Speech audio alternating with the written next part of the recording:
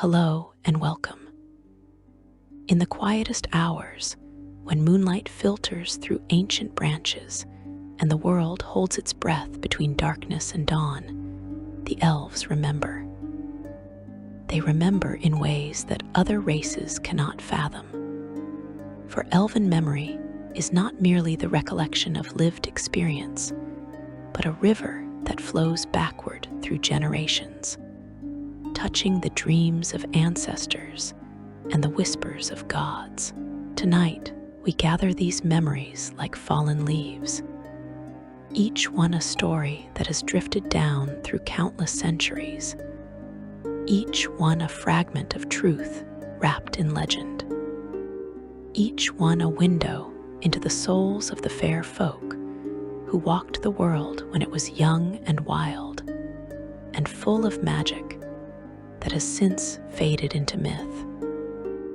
The elves have always been creatures of twilight, beings who exist in the spaces between what is and what might be. They are neither wholly of the mortal world nor entirely removed from it. They are the children of Corellin Larethian, the god of art and magic, beauty and warfare, and they carry within them the divine spark of their creator. But they are also the children of the forests and the stars, of moonlight on still water and wind through silver leaves. They are bound to the land in ways that humans never will be. Yet they remain forever separate from it, observers as much as participants in the great dance of life and death that governs all things. This is their blessing and their curse, their gift and their burden. The stories we will share tonight are not merely tales to pass the time.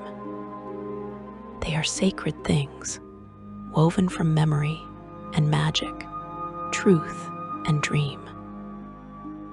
They are the stories that elven parents whisper to their children in the deep watches of the night, the stories that elven elders recite in sacred groves, beneath stars that witnessed their births.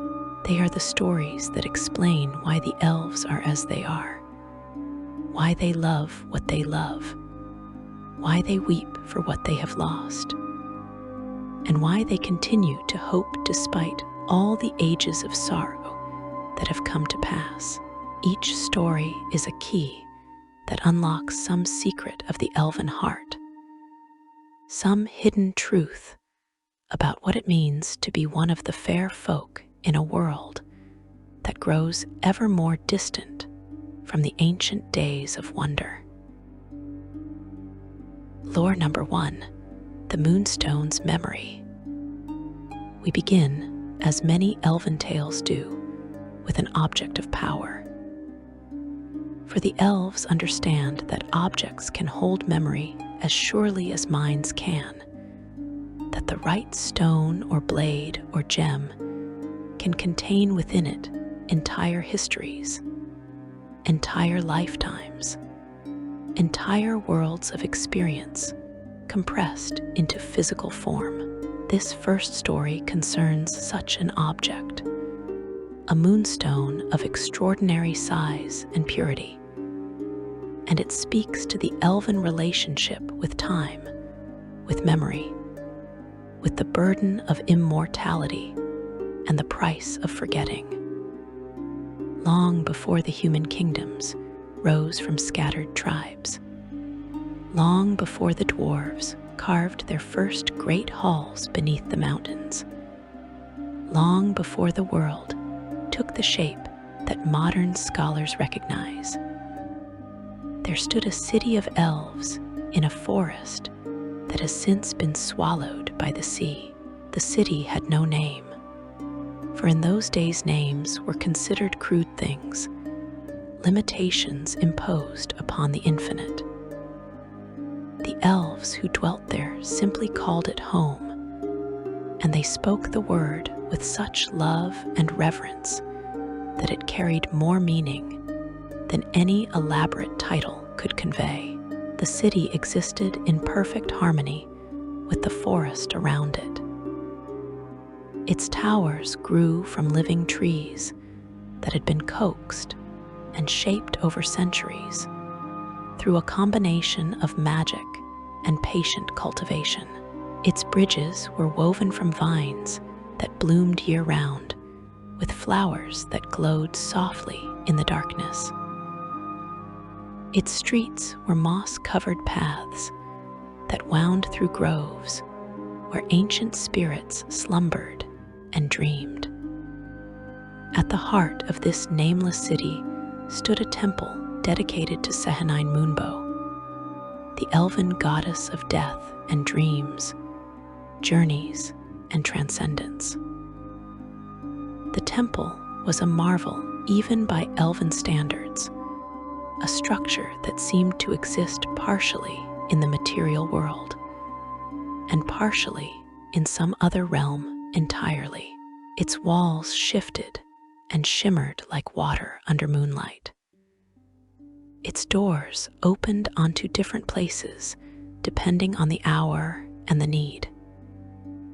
Its inner chambers contained pools of liquid silver that reflected not the world as it was, but as it had been, or might yet be, within the deepest sanctuary of this temple.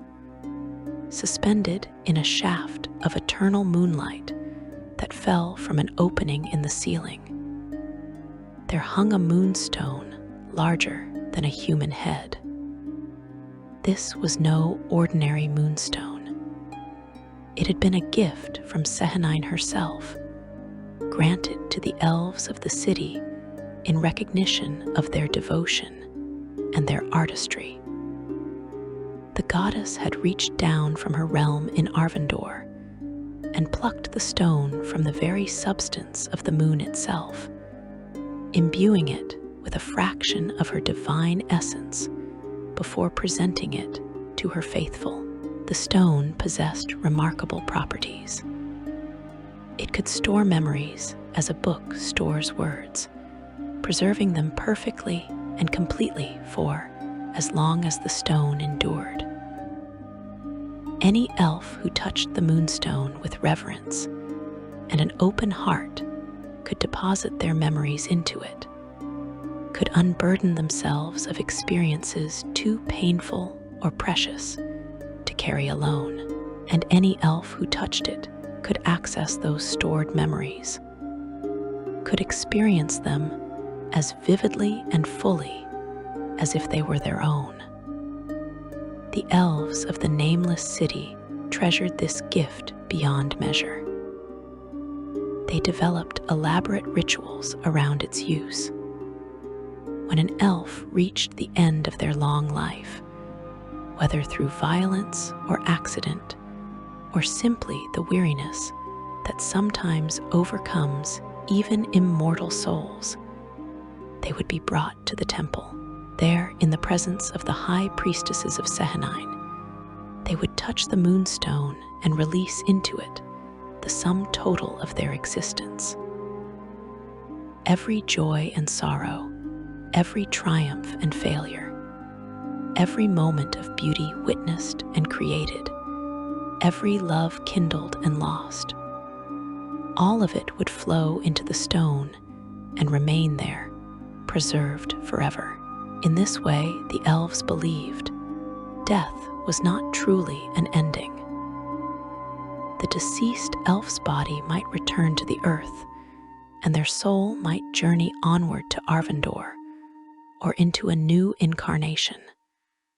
But their memories would remain accessible to future generations, a gift and a legacy. For thousands of years, this tradition continued. The moonstone grew heavy with accumulated experience, with layer upon layer of elven lives compressed into its crystalline structure. It became more than an artifact. It became the living memory of an entire people, a repository of wisdom and knowledge and emotion spanning countless generations.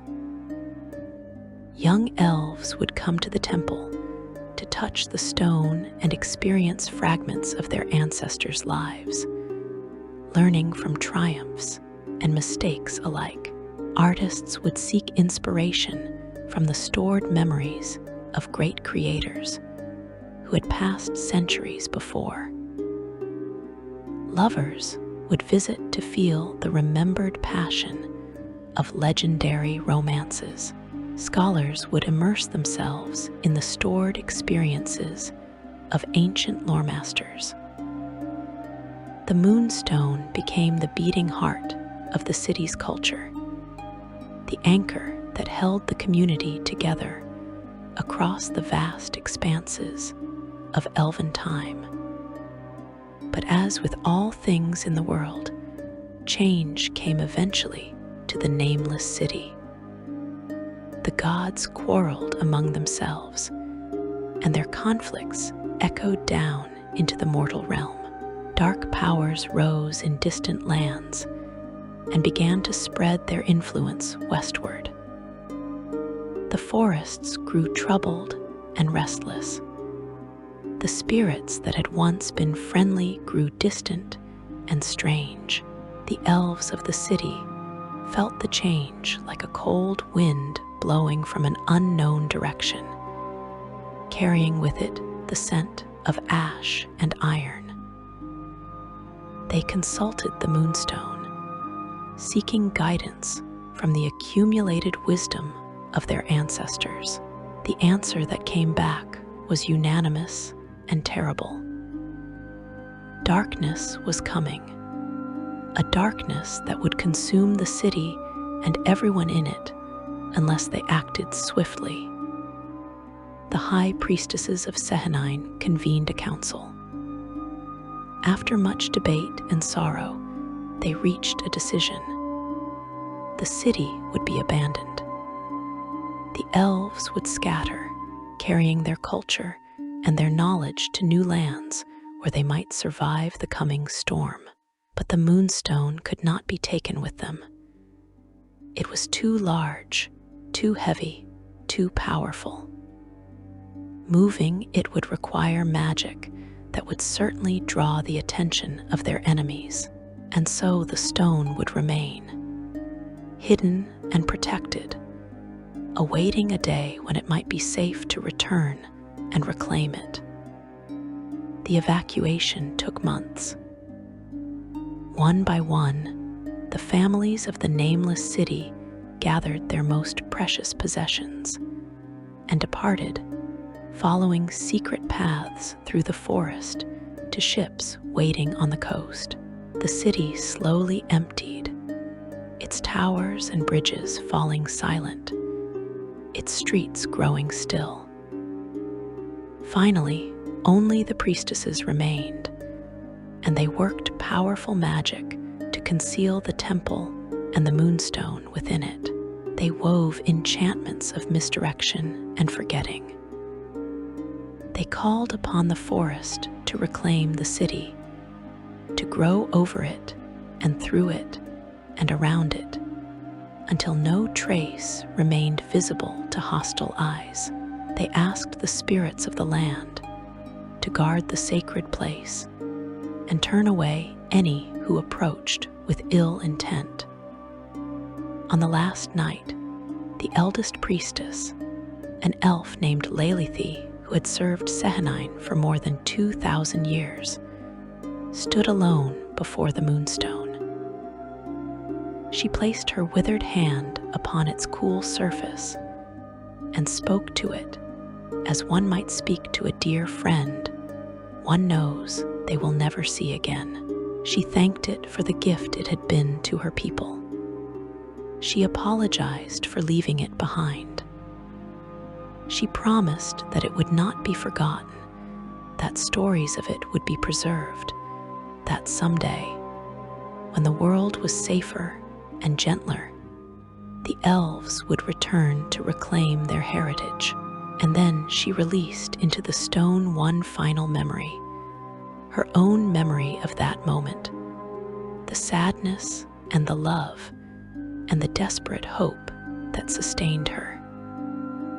she stepped back, spoke the final words of the concealment ritual, and walked out of the temple into the night. The darkness that the elves had fled did indeed come. A great war swept across the lands, a conflict between gods and demons that reshaped the very continents. The forest that had sheltered the nameless city was caught in the cataclysm. The earth shook and split. The sea rushed in to fill the wounds torn in the land. When the war finally ended and the survivors emerged to survey the devastation, the forest was gone, swallowed beneath gray waves that stretched to the horizon. The elves who had fled mourned their lost home, but they also rejoiced that they had escaped in time. They built new cities in new lands. They created new traditions. Generations passed, and the memory of the nameless city faded from living recollection into legend, and from legend into myth. But beneath the waves, in darkness and silence, the temple endured. The magic that protected it held strong. The Moonstone continued its vigil, holding within it the memories of thousands of elven lives, waiting patiently for someone to return and claim them. Centuries became millennia. The world above changed beyond recognition. The elves who had fled the nameless city became the ancestors of new peoples with new names. The very language they had spoken evolved and shifted. The location of the sunken city was lost and forgotten. Yet still the Moonstone waited, a patient guardian of a past that no living elf remembered. Then, in an age when humans had become the dominant race, and elves were rare and reclusive, a young sea elf named Veril was exploring a trench far from his home waters. Veril was a seeker of lost things, a collector of artifacts from the ancient world, and he had spent his long life diving into the darkest depths in search of treasures that others had forgotten or never knew existed. On this particular dive, he was following a current that seemed strangely warm and welcoming in the cold, deep water. The current led him to a place where the rocks had fallen in a peculiar pattern, and his keen eyes detected the straight edges and deliberate angles that spoke of construction rather than natural formation. He spent days carefully removing debris and exploring the ruins. He found towers overgrown with coral and bridges festooned with waving kelp. He found streets where fish now swam where elves had once walked, and eventually he found the temple, its doors still sealed, its magic still active after all the long ages.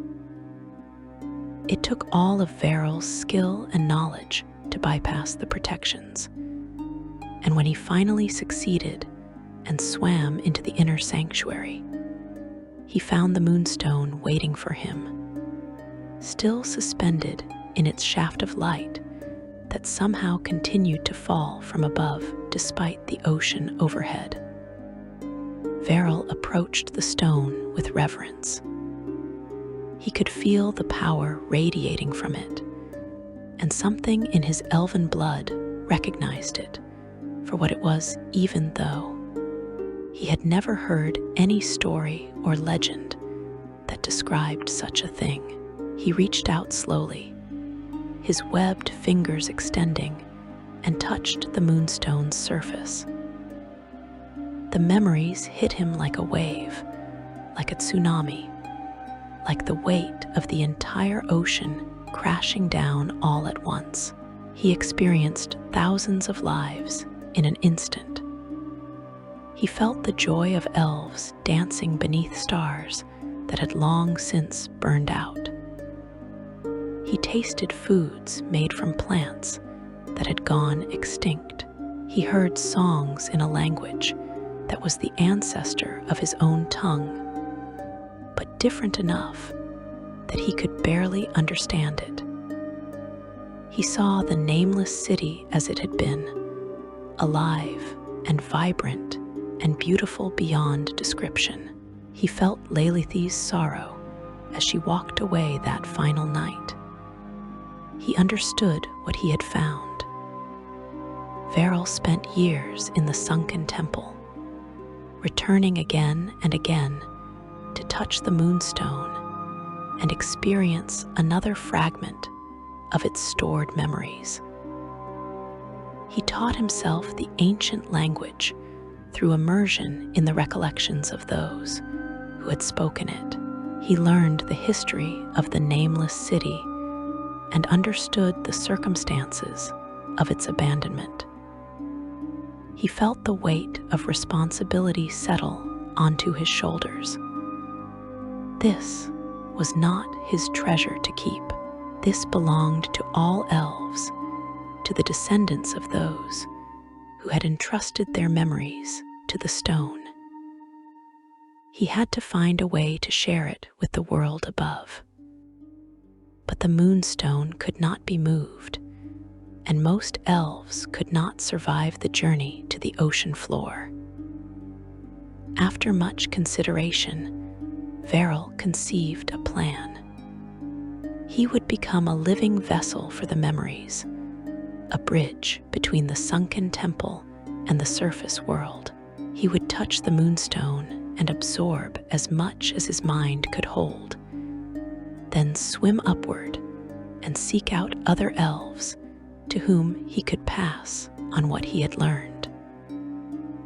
He would tell the stories that the Moonstone contained, keeping alive the memories of a people and a time that had otherwise been lost forever. And so Faerûn became a wanderer, a bard of sorts, though he possessed no musical training. He traveled from Elven enclave to Elven enclave, wherever the fair folk still dwelt in the changing world. He would arrive unannounced and ask for sanctuary and an audience.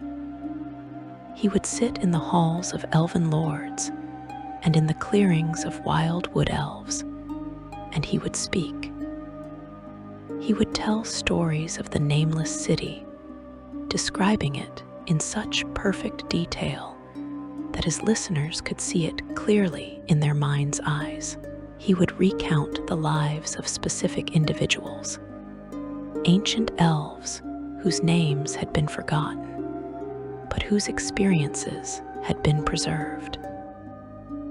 He would share the wisdom and knowledge that had been deposited in the Moonstone across thousands of years. The elves who heard Faerûn speak were profoundly moved. Many wept openly as they listened, feeling a connection to a past they had never known they were missing. Some claimed that when Faerûn spoke, they could almost remember the nameless city themselves, as if the memories he shared awakened something deep in their blood. Young elves who had felt disconnected from their heritage found new pride and purpose in learning of their ancestors' achievements. Old elves who had grown weary with the weight of their years found their strength renewed by touching, even secondhand, the accumulated experience of those who had come before and persevered through their own challenges. Faerûn continued his mission for nearly 300 years, making the journey between the sunken temple and the surface world dozens of times. each time he descended to touch the Moonstone again, he absorbed new memories, new stories to share. He became famous among Elvenkind as the keeper of the Moonstone memory, the one who had rediscovered a lost piece of their collective soul. When he finally grew too old to make the deep dives anymore, he trained others to continue his work. He taught a handful of trusted sea elves the location of the temple and the proper way to approach the Moonstone. He made them swear oaths to protect the sacred site and to continue sharing its memories with all who wished to hear. Those sea elves became an informal order, guardians of an ancient legacy. They continue their work to this day, though they are few and reclusive and rarely speak of their mission to outsiders. The Moonstone remains in its temple beneath the waves, still holding the memories of the nameless city and its people. And sometimes, if you find yourself in the company of elves and the conversation turns to matters of heritage and remembrance, someone might tell you the story of the Moonstone. They might speak of how memory is the truest form of immortality, how the past lives on through story and shared experience, how nothing is truly lost as long as someone remembers and cares enough to speak the names and recount the deeds of those who have passed from the world. This is the gift that Sehanine gave to the elves of the nameless city, and through Veryl's dedication, it became a gift to all Elvenkind. The Moonstone endures, patient and eternal, waiting beneath the sea, and the memories it holds continue to shape and inspire new generations. A bridge across time, connecting the ancient past to the uncertain future. Lore number 2, the last song of myth Drannor. In the long memory of Elvenkind, certain moments stand apart from the endless flow of years, like jagged stones in a smooth river.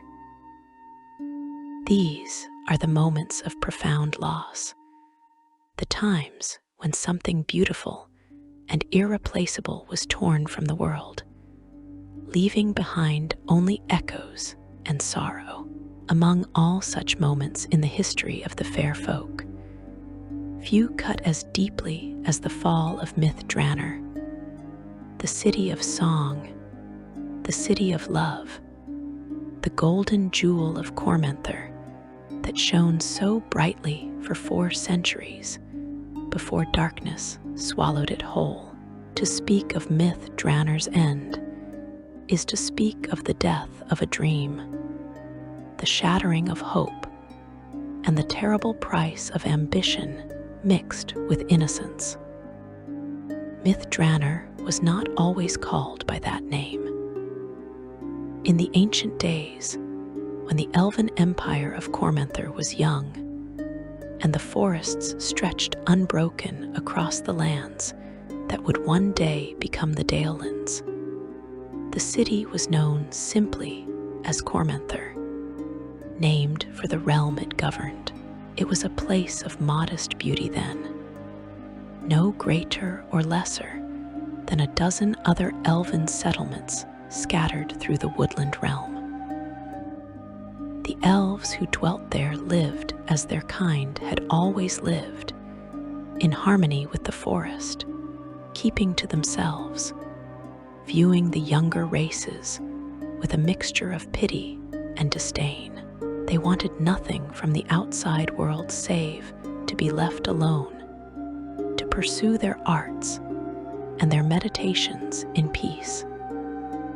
But the world has a way of intruding upon even the most isolated peoples.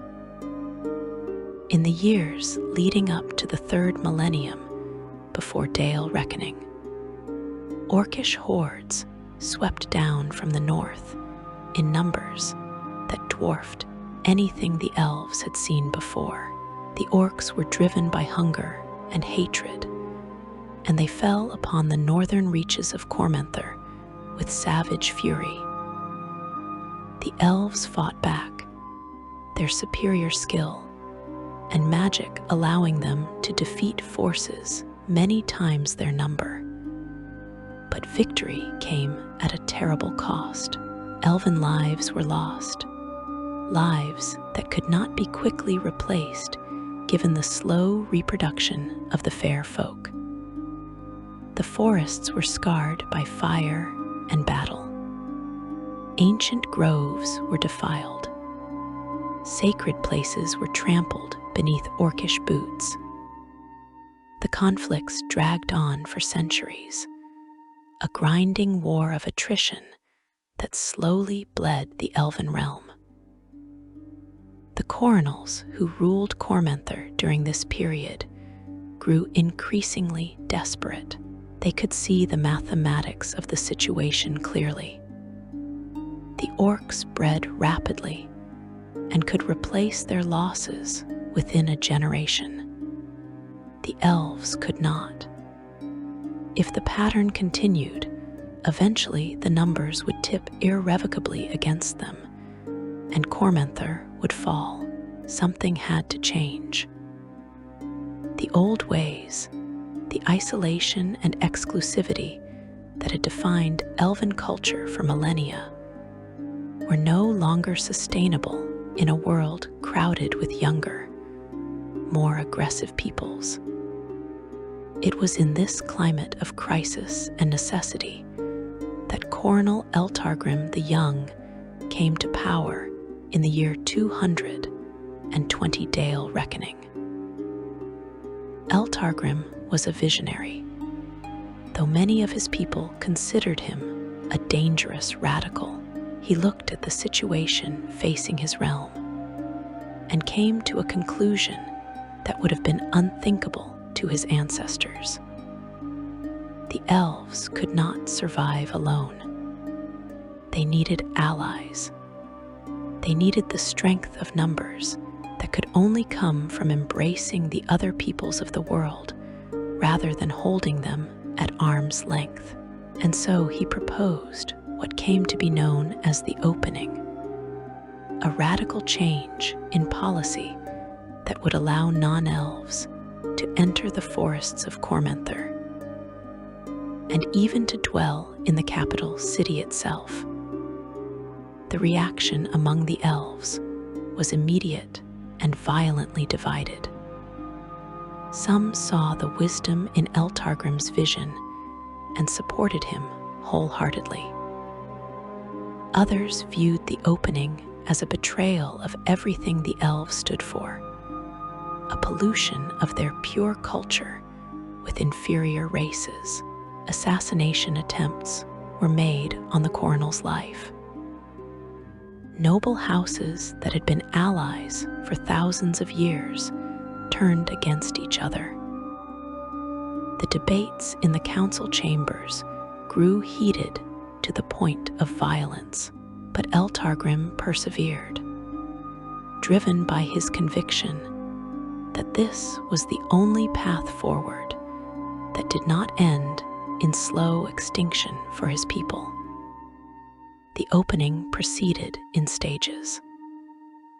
First, in the year 220 Dale reckoning, Eltargrim opened the forests to non-elven wizards and druids, reasoning that those who revered magic and nature might prove acceptable companions for his people. When this limited opening did not result in the catastrophe that the traditionalists predicted, he grew bolder. In the year 261 Dale reckoning, he extended the invitation to the capital itself, declaring that any being of good heart and peaceful intent, regardless of race, would be welcome within the walls of Cormenther. To protect the city and all who would dwell within it. Eltargrim commissioned the creation of a great work of magic. The greatest wizards of Cormenther labored for years to weave what they called a mythal, a standing field of protective enchantment that would blanket the city and shield it from harm. The mythal they created was a wonder beyond compare. It prevented hostile teleportation into the city, ensuring that enemies could not simply bypass the defenses and appear in the heart of the capital. It enhanced beneficial magic, making healers more effective and allowing casters to work wonders they could not accomplish elsewhere. It warded against scrying from outside, protecting the privacy and secrets of those within. And most remarkably, it created an atmosphere of peace and cooperation, subtly influencing those within its bounds toward harmony and away from violence. When the mythal was complete and activated, its power was so great that the very nature of the city seemed to change. The sky above Cormenther took on a faint, iridescent shimmer.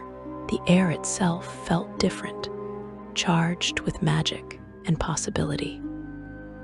And the city's name changed to reflect its new status. It was no longer merely Cormenther, capital of an elven realm. It became Myth Drannor, the city of the mythal, a beacon of hope and a grand experiment in the possibility of different peoples living together in peace.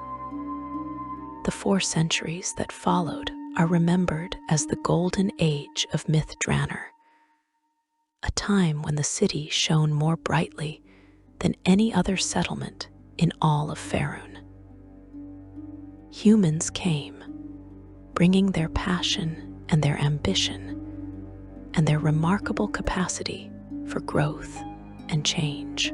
Dwarves came, contributing their craftsmanship and their sturdy reliability. Halflings brought their joy and their practicality. Even some of the rarer peoples found their way to Myth Drannor, seeking the promise of acceptance and equality that the city offered. The mix of cultures created an explosion of innovation and artistry. Elven grace combined with human energy produced works of music and literature and visual art that had never been seen before. Magical research advanced by leaps and bounds as wizards from different traditions shared knowledge and techniques. The city grew wealthy beyond measure as trade flowed through it from all corners of the world. Yet beneath the golden surface, tensions simmered. Not all elves had accepted the opening, and those who opposed it never truly reconciled themselves to the presence of outsiders in their sacred city. These traditionalists, many of them from the oldest and most powerful noble houses, watched the changes with growing horror and resentment.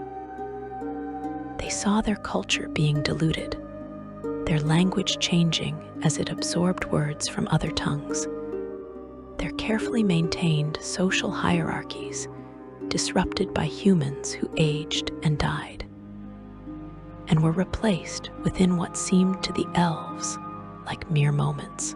The traditionalists retreated into their estates and their exclusive social circles, nursing their grievances and waiting for the inevitable moment when Eltargrim's grand experiment would prove itself the disaster they had always predicted. That moment came in the year 661 Dale Reckoning, when Coronel Eltargrim died after more than 4 centuries of rule. His death created a succession crisis. The various factions within the city, Elven traditionalists and progressive reformers and representatives of the non-Elven communities, all had different visions for the future of myth Drannor.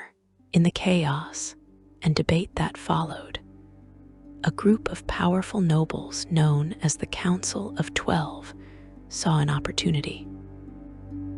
They were skilled politicians and manipulators, and they worked behind the scenes to consolidate power, playing different factions against each other while positioning themselves as the only group capable of maintaining order. By the year 667 Dale Reckoning, the Council of 12 had effectively seized control of myth Drannor's government. They paid lip service to the ideals of the opening while quietly working to restore Elven dominance and reduce the influence of the other races. Their rule was marked by corruption and favoritism, by the erosion of the principles that had made the city great. The non-Elven residents found themselves increasingly marginalized. Merchants who had grown wealthy during the early Golden Age watched as the council enacted laws that favored Elven businesses. Human wizards who had been welcomed into the great libraries found access restricted. The spirit of cooperation and equality that the mythal itself encouraged began to fray under the weight of deliberate division and resentment. The spiritual rot at the heart of myth Drannor's government did not go unnoticed by the dark powers that constantly prowl the edges of the world, seeking opportunities for chaos and destruction. A powerful being, a wizard of ancient lineage with ambitions that stretched beyond mortal comprehension, became aware that the fabled Nether Scrolls, artifacts of tremendous magical power, were hidden somewhere within the territory of Cormenther. This wizard, whose name has been lost to history though his actions echo still, summoned 3 Yugoloths, fiends from the lower planes who embodied cunning and malice in equal measure. These beings, known as Elamiter, Malamshare, and Galgth, were tasked with creating a distraction, drawing the attention of myth Drannor's defenders while their summoner searched for the scrolls. The 3 Yugoloths proved devastatingly effective at their task. They did not attack myth Drannor directly, for they knew the mythal would protect it against such obvious assault. Instead, they worked subtly, stirring up conflicts in the surrounding lands, empowering orcish tribes and goblinoid hordes, whispering in the ears of ambitious warlords and offering them dark pacts. The region around myth Drannor descended into warfare. The city's armies marched out again and again to defend their vassal settlements and allied communities. And while the Elven warriors were skilled and brave, they were spread thin, fighting on multiple fronts against enemies that seemed to spring up endlessly. For decades, the situation deteriorated. Settlements that myth Drannor had sworn to protect were overrun and destroyed. The Kingdom of Man, a human realm that had existed under myth Drannor's protection since the early days of the opening, fell to goblinoid invasions in the year 700 and 2 Dale Reckoning. The elves tried to send aid, but their forces were insufficient, already committed to defending other locations. The humans of the kingdom of man were slaughtered or enslaved, and myth Drannor's reputation as a reliable protector was shattered. The non-elven residents of the city began to question whether they had a future there.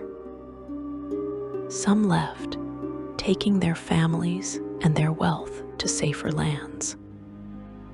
The city that had once been a symbol of unity began to empty. And then the true assault began. The Yugoloths had been merely the opening gambit. In the year 714 Dale Reckoning, an army unlike anything seen in the age descended upon myth Drannor. It was called the Army of Darkness, and it consisted of demons and devils working in unholy alliance. Fiends who normally spent their eternities warring against each other, but who had somehow been united in their desire to destroy the shining city. They brought with them corrupted dragons, undead horrors, and mortal followers driven mad by dark promises. The army numbered in the tens of thousands, perhaps hundreds of thousands. No accurate count was ever made, for the battle began almost immediately upon their arrival. What followed is known to history as the Weeping War, and it lasted for years of unrelenting horror. The defenders of myth Drannor fought with desperate courage, knowing that they were battling not just for their own lives, but for the survival of everything the city represented. The mythal held against the initial assaults, its magic repelling the fiends and bolstering the defenders. But the army of darkness was patient and relentless.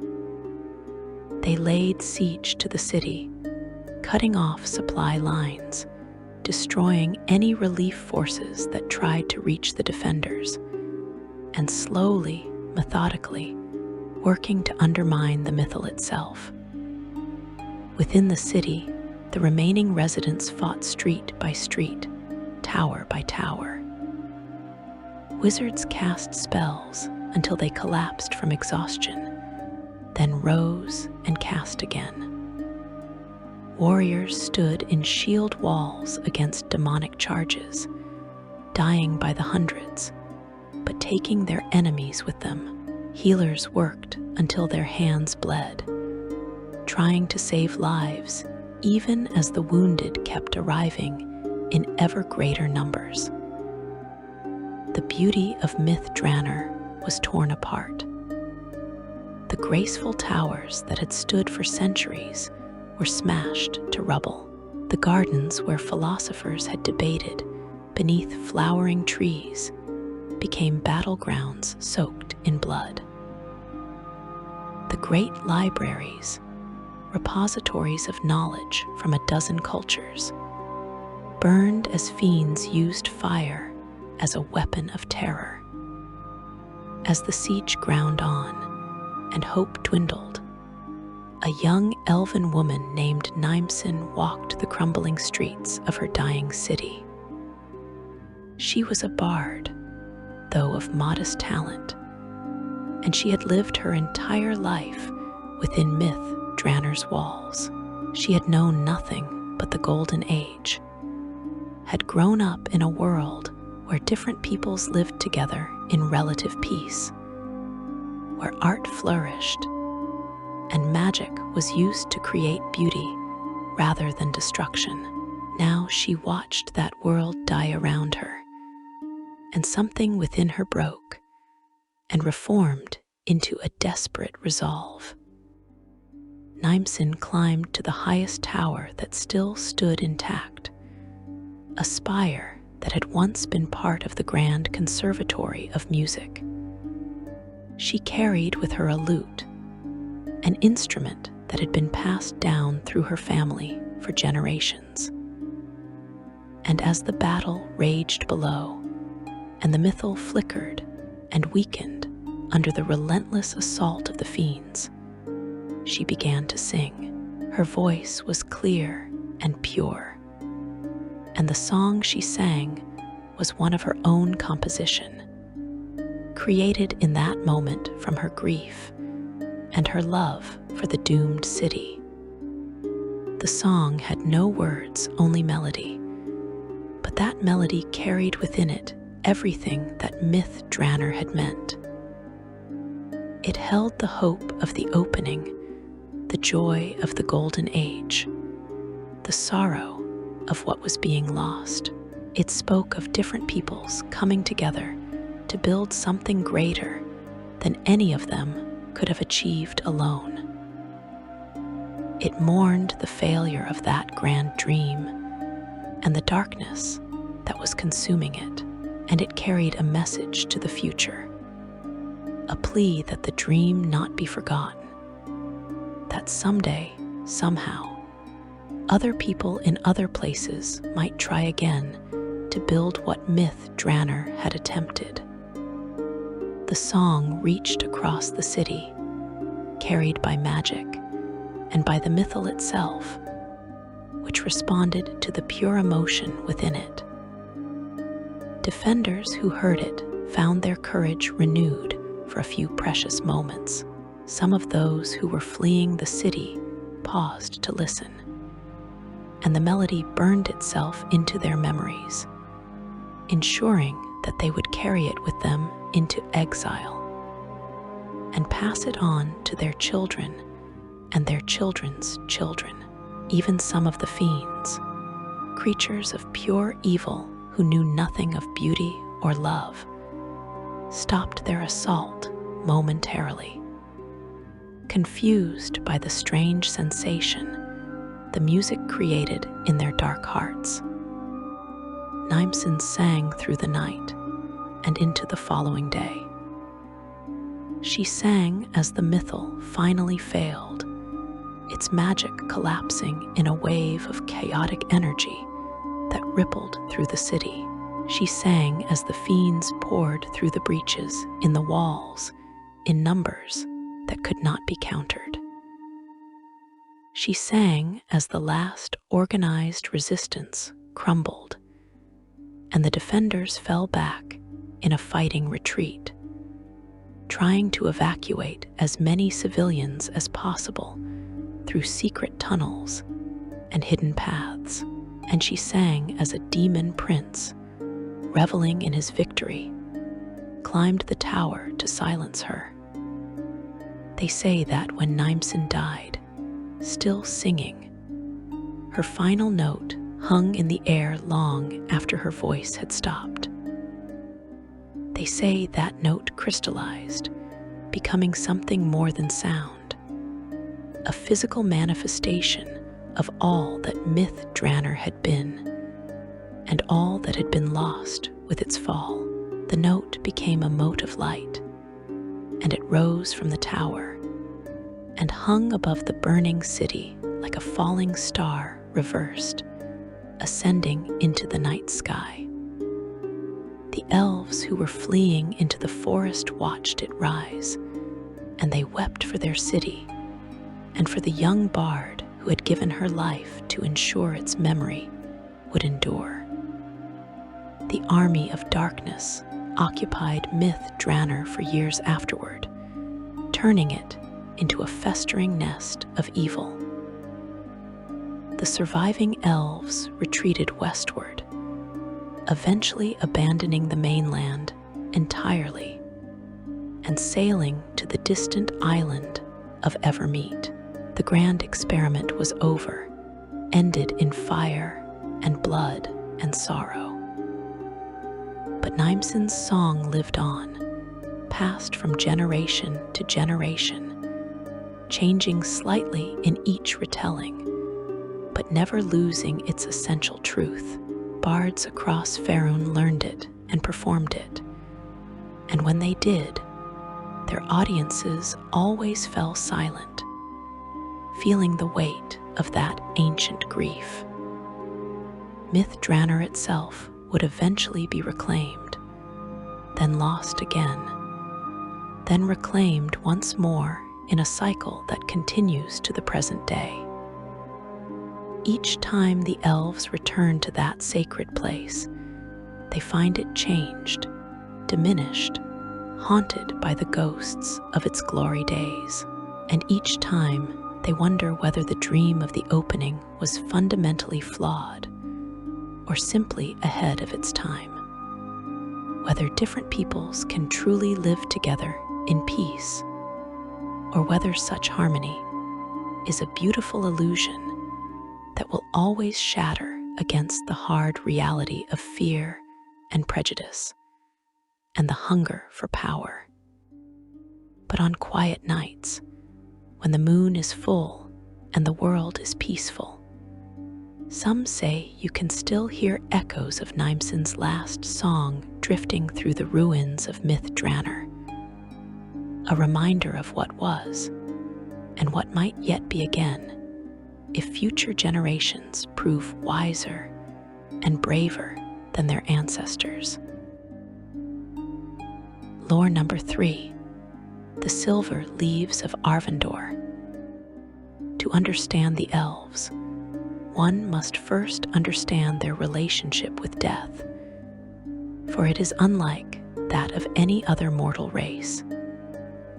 Humans fear death as an ending, a cessation of self, a plunge into unknowing darkness. Dwarves accept it stoically, trusting in the halls of their ancestors and the continuation of their clan.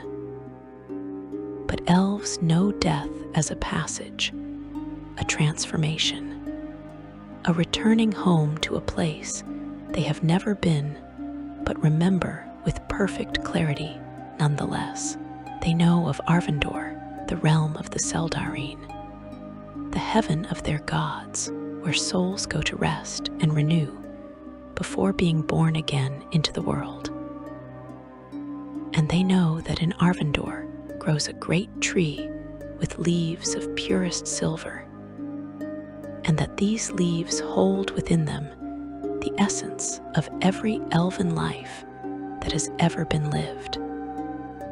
The story of how this came to be reaches back to the very dawn of elvenkind, to a time before time had fully taken hold of the world, when the boundaries between mortal and divine were thin and permeable. In those ancient days, the elves were newly born as a people, freshly separated from the fey creatures of the Feywild, and given their own distinct nature by Corellin Larethian, the first of the Seldarine.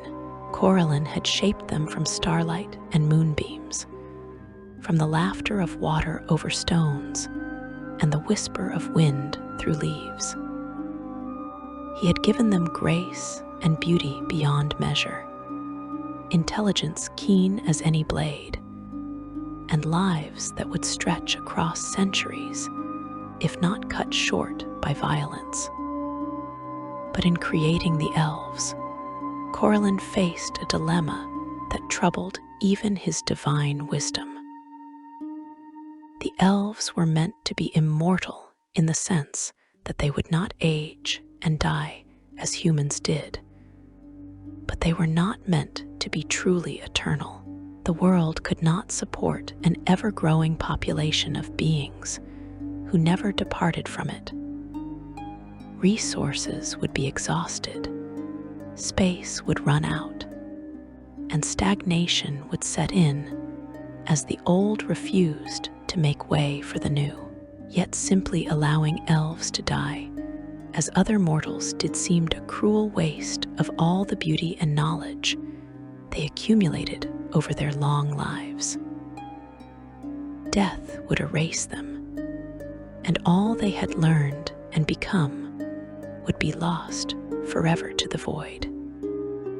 Corellin brought this problem before his fellow deities of the Seldarine. And together, they debated long in the halls of Arvandor. That beauteous realm they had claimed in the outer plains. Sehanine Moonbow, goddess of death and journeys, proposed a solution that would come to define the elven experience of mortality. Rather than true death, she suggested, the elves should experience a cycle of rebirth. When their mortal forms failed, their souls would journey to Arvandor, where they would rest and reflect upon the life they had lived. Then, when they were ready, they would be born again into new bodies, carrying within them unconscious memories of their previous existence. The other gods agreed this was wise, but the mechanics of the process required careful consideration. How would the souls be received in Arvandor? Where would they go? How would their memories be preserved? It was Rillifain Ralathil, the great deity of the wood elves and guardian of nature, who provided the final piece of the design. He would grow a tree, he said, a tree unlike any that had ever existed before. Its roots would span all the plains, drawing nourishment from every realm of existence. Its trunk would be stronger than iron, yet supple as living wood. Its branches would reach toward infinity, providing shelter for countless souls. And its leaves, its leaves would be crafted from silver, infused with divine magic. And each leaf would serve as a repository for the memories of one elven soul. The gods set to work at once. Rillifain planted the seed in the richest soil of Arvandor, in a grove near the grand palace of Corellin and Sehanine, called Crescent Grove.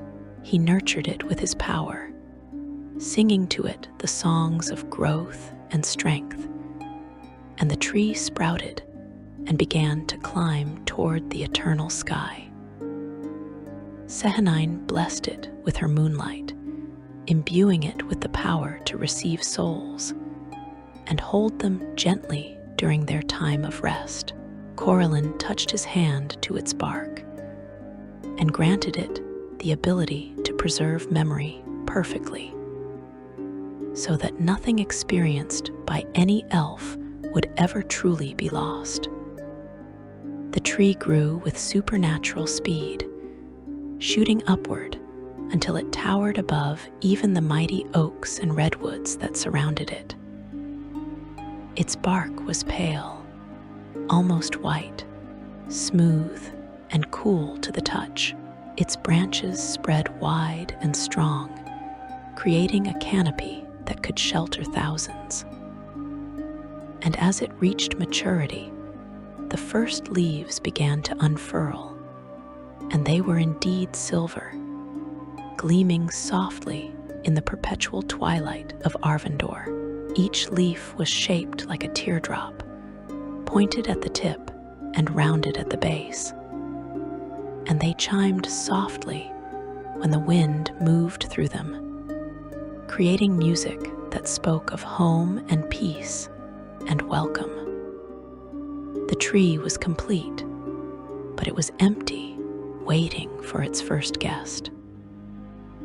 The gods looked at each other and understood that they needed to test this new system of death and rebirth to ensure it would work as intended before the first mortal elf departed the world. The question was which soul should be the first to make the journey to Arvandor and claim a silver leaf as their own. In the mortal world, there lived an elf named Tanith. She was not particularly remarkable in any way that the elves valued. She was not a great warrior or a skilled mage. She possessed no exceptional beauty, even by Elven standards, and her talent for music and art was merely adequate. She lived a simple life in one of the first Elven settlements, a small village on the edge of a deep forest, and she spent her days tending to the plants and animals that shared the woodland with her people. She had a gift, if it could be called that, for understanding the needs of growing things. She could look at a tree and know whether it was healthy or diseased, could touch soil and determine what would thrive in it, could listen to the song of a bird and understand whether it was content or distressed. Tanith was also one of the oldest elves, having lived through nearly 500 years since the time of her creation. She had seen her people grow and change, watched as they developed culture and traditions, witnessed the establishment of the first rudimentary societies.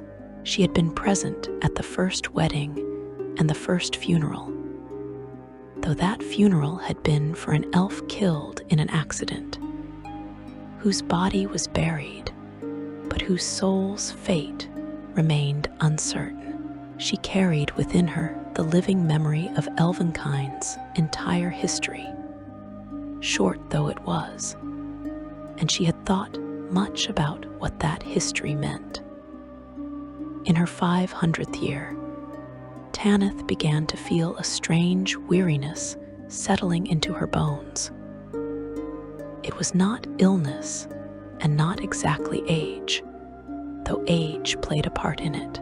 Rather, it was a sense of completion, a feeling that she had done what she was meant to do in this life, and that it was time to move on to whatever came next. The sensation grew stronger with each passing day, until finally she could ignore it no longer. She went to the elders of her village and told them that she felt her time in the world was coming to an end. The elders were troubled by this, for no elf had ever died of anything other than violence or accident. The concept of choosing to depart, of willingly surrendering life, was foreign and frightening. They consulted among themselves and with the priests of the Seldarine, and the answer that came back from the gods was clear.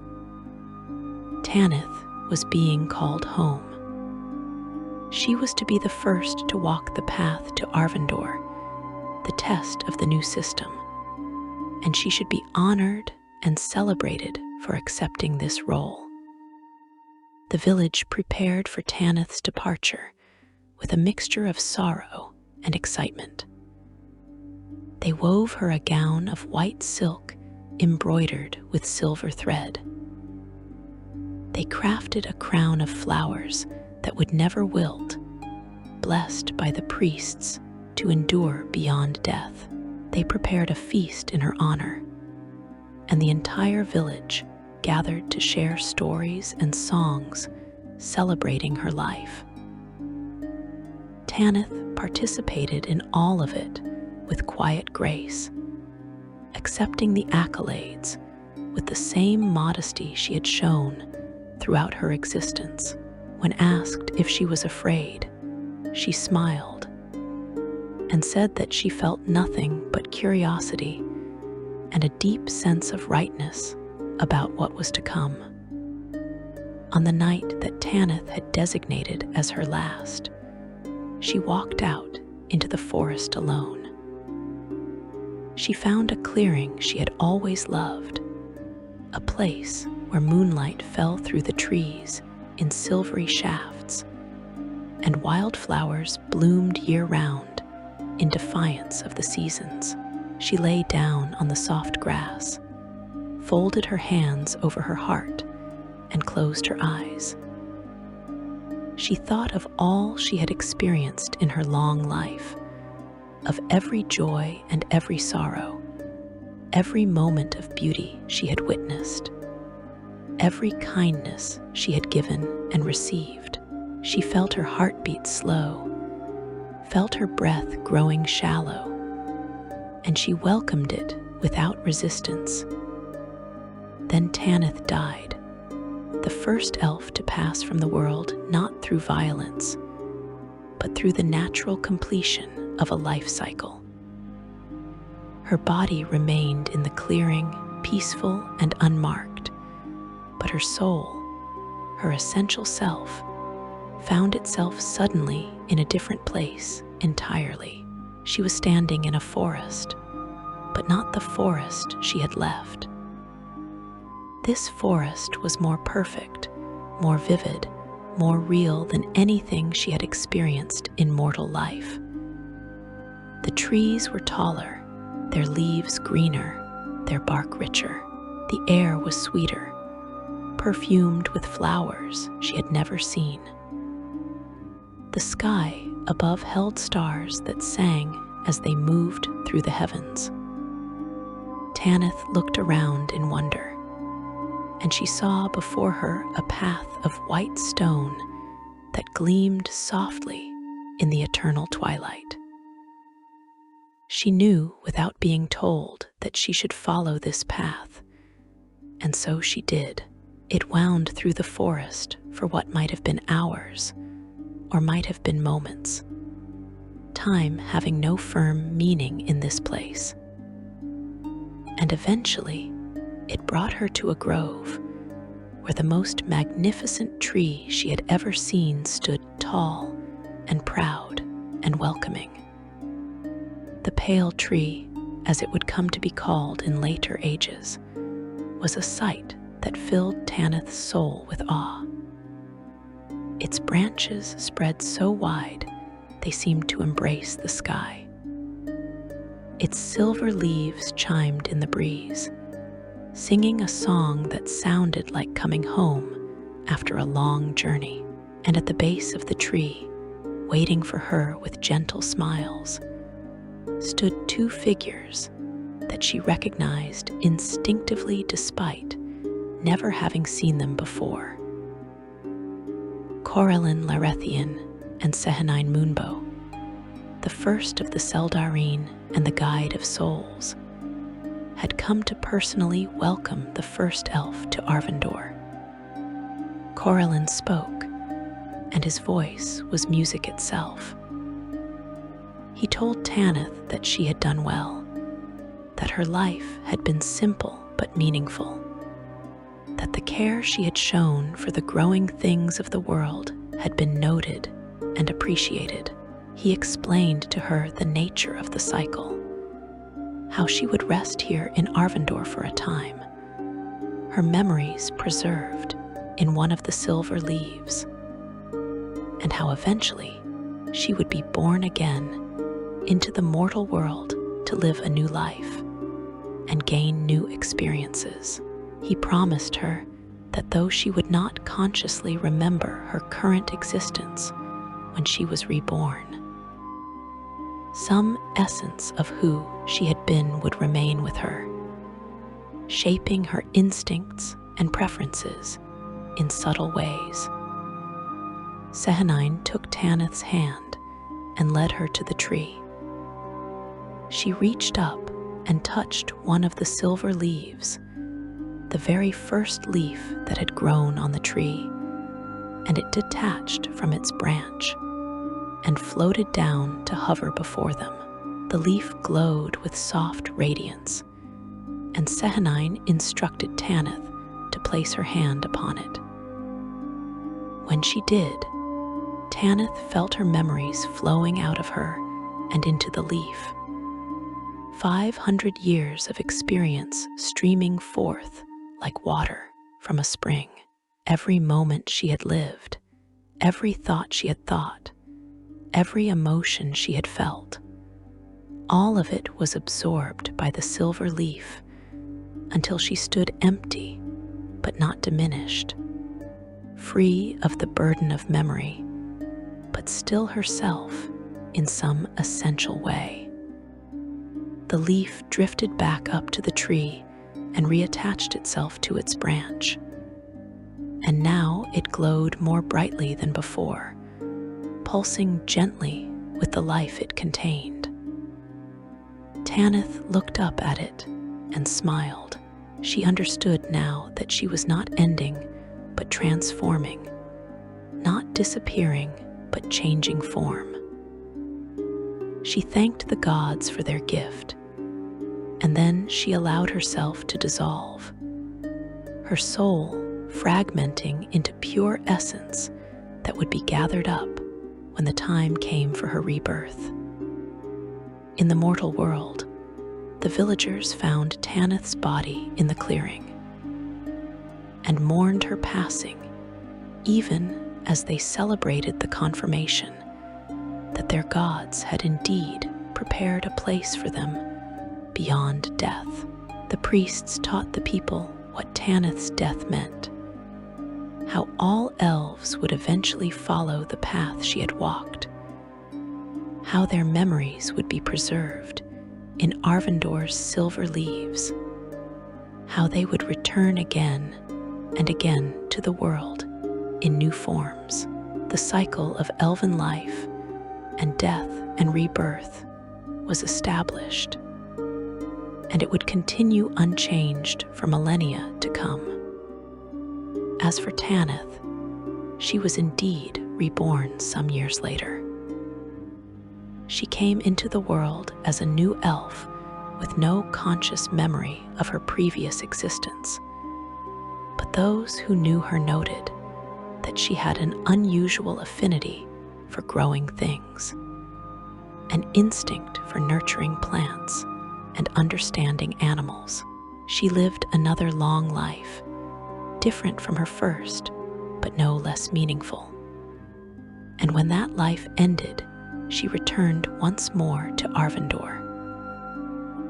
And the second silver leaf on the pale tree began to glow, preserving the memories of her second existence alongside those of her first.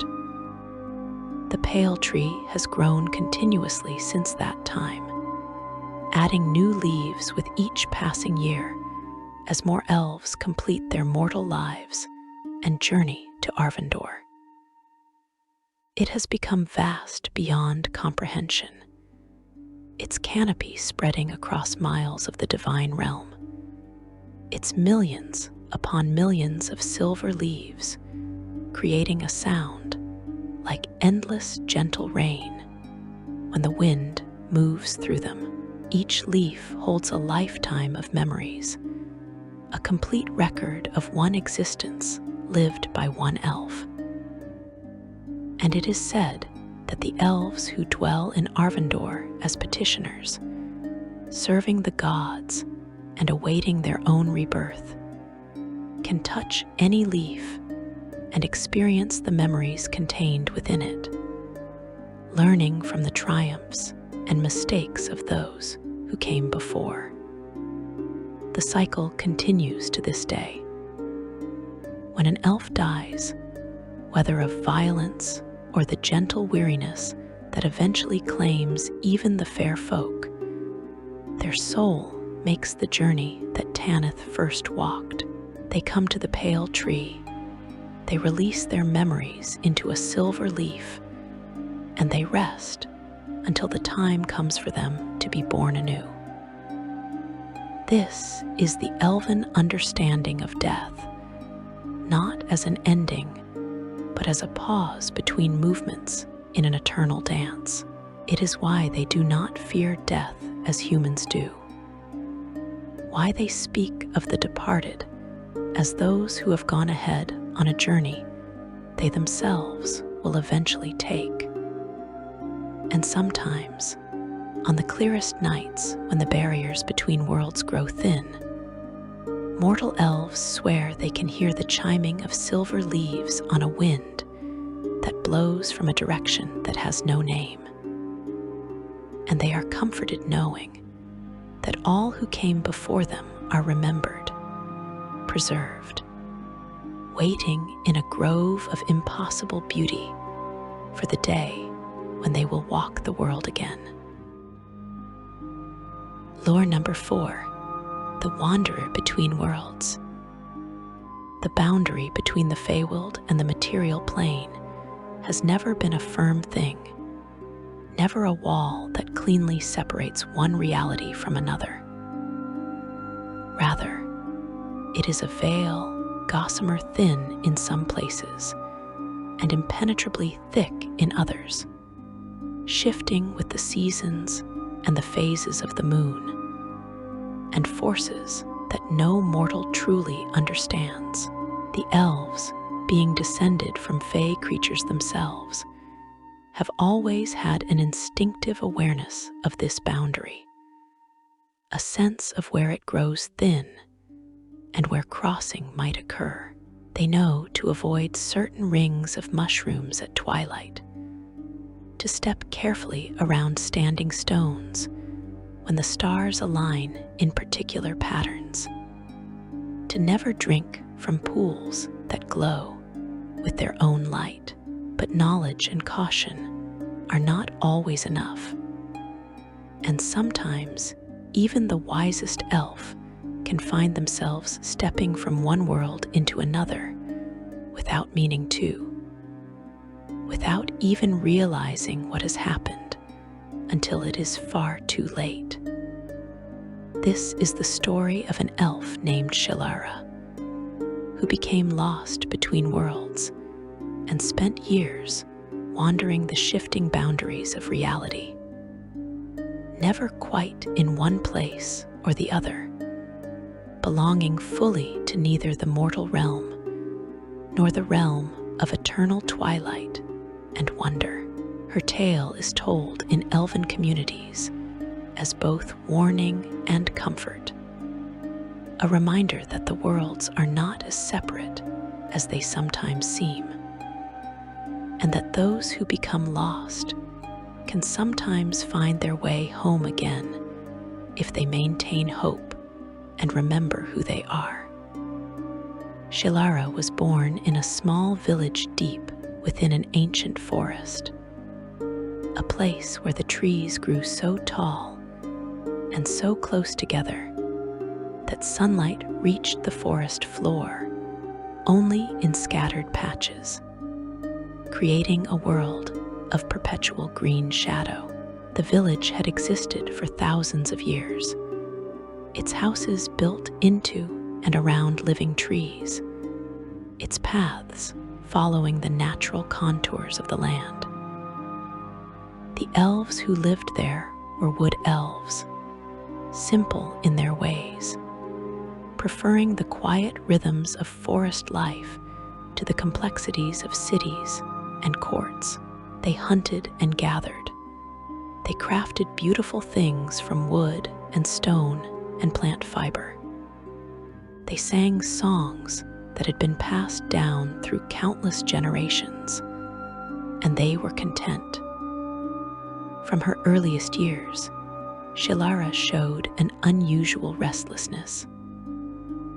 While other young elves were satisfied to learn the traditional skills of their people, to master the bow and the tracking arts, to study the lore of plants and animals, Shelara always wanted more. She asked endless questions about the world beyond the forest, about the cities she had never seen and the peoples she had never met. She begged the village elders to tell her stories of far lands and ancient times. She would climb to the highest branches of the tallest trees and stare out at the distant horizon, wondering what lay beyond the green ocean of leaves that was the only home she had ever known. The elders worried about Shelara. They recognized in her a hunger that could not be satisfied by village life, a need for experience and adventure that would eventually drive her away from the safety of her home. They tried to channel her energy into productive pursuits, teaching her the deepest forest lore training her in magics that few bothered to learn anymore. She proved an apt student, absorbing everything they taught with fierce intensity. But it was never enough. The restlessness remained, growing stronger as she aged. When Shelara reached her 80th year, still young by Elven standards, but old enough to make her own choices, she announced her intention to leave the village. She would go out into the wider world, she said, and see all the things she had dreamed of for so long. She would visit the great Elven cities and the human kingdoms, would walk on mountains and swim in seas, would fill her life with experiences until the restlessness finally quieted and she could return home satisfied. The elders tried to dissuade her, warning of the dangers that waited outside the forest's protection. But Shelara would not be moved. Her mind was set, and Elven culture respected individual choice too much to forbid her departure. On the morning she left, the entire village gathered to bid her farewell. They gave her gifts for her journey, a bow of exceptional craftsmanship, a cloak that would turn aside rain and cold, dried foods that would not spoil, and coins of silver that she could use in the outside world. Her mother wept, and her father stood stony-faced, both understanding that they might not see their daughter again for decades, or perhaps centuries, if indeed they saw her at all. Shelara embraced them and promised to return when she had seen enough of the world, though she could not say when that might be. Then she turned and walked down the path that led south out of the village, toward the edge of the forest and the lands beyond. The path was well maintained for the first few miles, a route that hunters and gatherers used regularly. But as Shelara walked deeper into unfamiliar territory, the path grew fainter and less distinct. She did not mind. She was an excellent tracker, and finding her way through the forest was second nature to her. The trees here were different from those near the village, their bark darker and rougher, their leaves shaped differently. The undergrowth grew thicker, and she had to push her way through tangles of vines and thorny bushes. The air smelled different too, sweeter and stranger, perfumed with flowers she could not identify. It was late afternoon when Shelara realized something was wrong. The light filtering through the canopy had taken on an odd quality, too golden and too clear, making everything look slightly unreal. The sounds of the forest, which should have been familiar calls of birds and rustling of small animals, had changed into music, actual music, as if invisible instruments were being played somewhere, just out of sight. She stopped walking and looked around carefully, her trained senses seeking any sign of danger. That was when she saw the mushrooms. They formed a perfect circle, perhaps 10 paces in diameter, growing in a clearing she had not noticed approaching. Each mushroom was as tall as her knee and glowed with soft blue light that pulsed gently like a heartbeat. Shelara felt her breath catch. She knew what this was. Every elf knew. This was a fairy ring, a Fey crossing, one of the dangerous places where the veil between worlds grew thin. She should walk away immediately. should circle around the clearing and continue on her journey, should put as much distance as possible between herself and this portal to the Feywild. But the restlessness that had driven Shelara from her village rose up stronger than ever. Here was something new, something strange, something that no one from her village had likely experienced in living memory. The Feywild was the ancestral home of her people, the realm from which the first elves had emerged in ages past. What harm could there be in looking, just for a moment? She would not step into the circle, would not do anything foolish, but surely she could move closer and observe this phenomenon that she had heard of, but never seen. Shelara approached the mushroom ring cautiously, watching for any change or movement. The blue glow remained steady, and the music she heard grew slightly louder, resolving into something that sounded like flutes and harps playing a melody that tugged at her heart with inexplicable longing. She circled the ring slowly, examining it from all angles, and saw nothing obviously dangerous. The space within the circle looked like ordinary forest floor, covered with the same moss and fallen leaves as the rest of the clearing. But there was something about it, something that made her certain that stepping inside would transport her elsewhere. The sun was beginning to set, and Shelara knew she should make camp while she still had light. She was about to turn away from the fairy ring when she heard a sound from within the forest behind her. It was a low growl, rough and menacing, and it was followed by another, and then another. She spun around, her hand going to the knife at her belt, and saw eyes reflecting in the gathering darkness. Yellow eyes, many of them, arranged in pairs at roughly wolf height. But these were not wolves. Wolves did not grow this large, did not move with this kind of coordinated intelligence. These were wargs, evil creatures that sometimes hunted in packs through the deep forest, killing for sport as much as for food. The wargs began to emerge from the undergrowth, 5 of them, each the size of a pony, their black fur matted and stinking. They were thin, hungry-looking, and they had clearly identified Shelara as prey.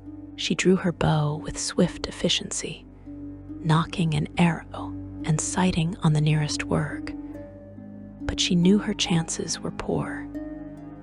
She might kill 1 or 2 before they closed the distance, but 5 was too many. They would pull her down and tear her apart, and no one would ever know what had become of her. The wargs advanced slowly, savoring her fear, spreading out to surround her. Shelara backed away, trying to keep them all in view, and found herself at the edge of the mushroom ring. She had a choice, though it was barely a choice at all. She could stand and fight and almost certainly die, or she could step into the ring and take her chances with whatever lay on the other side. The wargs charged, and Shelara made her decision. She turned and leaped into the center of the fairy ring. The world twisted. That was the only way Shelara could describe it later. Reality bent and folded around her like cloth being gathered in someone's hand. And for a moment that felt like both an instant and an eternity, she existed in a space between spaces, a nowhere place of swirling colors and impossible sensations. Then the world snapped back into focus, and she was standing in a forest, but it was not the forest she had left. Everything was brighter, sharper, more vivid. The trees soared impossibly high, their trunks wide as houses, and their leaves every shade of green and gold and silver. The sky visible through the canopy was not the darkening blue of evening, but a brilliant purple streaked with pink and orange, as if sunset and sunrise were happening simultaneously. The air smelled of honey and roses, and something else she could not name, something that made her feel simultaneously exhilarated and terrified. She was in the Feywild, and there was no sign of the mushroom ring or any way back. Shilara stood very still, trying to calm her racing heart and assess her situation.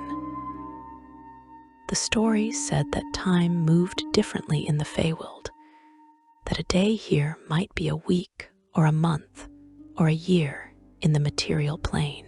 They said that the Fae who ruled this realm were capricious and dangerous, prone to making bargains that sounded fair but contained hidden traps. They said that mortal food and drink from this place could trap you here forever if you consumed it. They said many things, but very few of the stories came from elves who had actually been to the Feywild and returned. Most were speculation and legend. She decided to move, reasoning that standing in one place would accomplish nothing. She chose a direction at random and began walking, trying to remember everything she had ever been taught about survival in unknown territory. Stay alert, stay moving, look for water and shelter, avoid anything that seemed too beautiful or too convenient. The forest around her was full of wonders that made her village's woods seem dull by comparison. Flowers as large as her head bloomed on vines that wrapped around the great trees, and they sang softly when the wind touched them.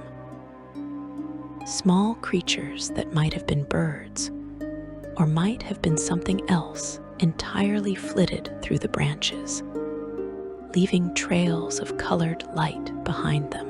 The path she followed seemed to shift when she was not looking directly at it, curving in new directions as if it had a mind of its own. Time lost meaning quickly. Shilara walked for what felt like hours, but the sky remained locked in its perpetual sunset, never darkening into night and never brightening into day.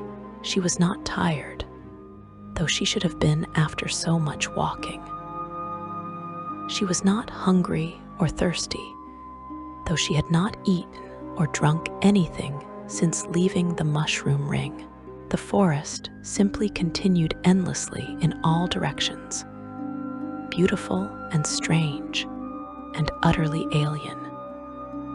Then she came to a stream, and everything changed. The water was perfectly clear, flowing over stones that glowed with inner light, and Shilara was suddenly desperately thirsty. She knew she should not drink, remembered the warnings, but her throat was so dry, and the water looked so pure and inviting. She knelt at the stream's edge and reached down to cup some water in her hands. Before she could touch the surface, a voice spoke behind her. "I would not do that if I were you, unless you wish to remain here forever." Shilara spun around and found herself facing another elf, a woman who appeared to be of similar age to herself. But there was something different about this elf. Something in her eyes and the way she held herself that suggested great age despite her youthful appearance. She wore clothing of green and brown, practical garments similar to what Shelara herself wore, and she carried no visible weapons. "Who are you?" Shelara asked, her hand moving to her knife. The stranger smiled sadly. "I am Miriel, or at least I was once. Now I am not entirely sure what I am. I have been in this place for a very long time, though I cannot tell you how long. Decades, certainly. Perhaps centuries.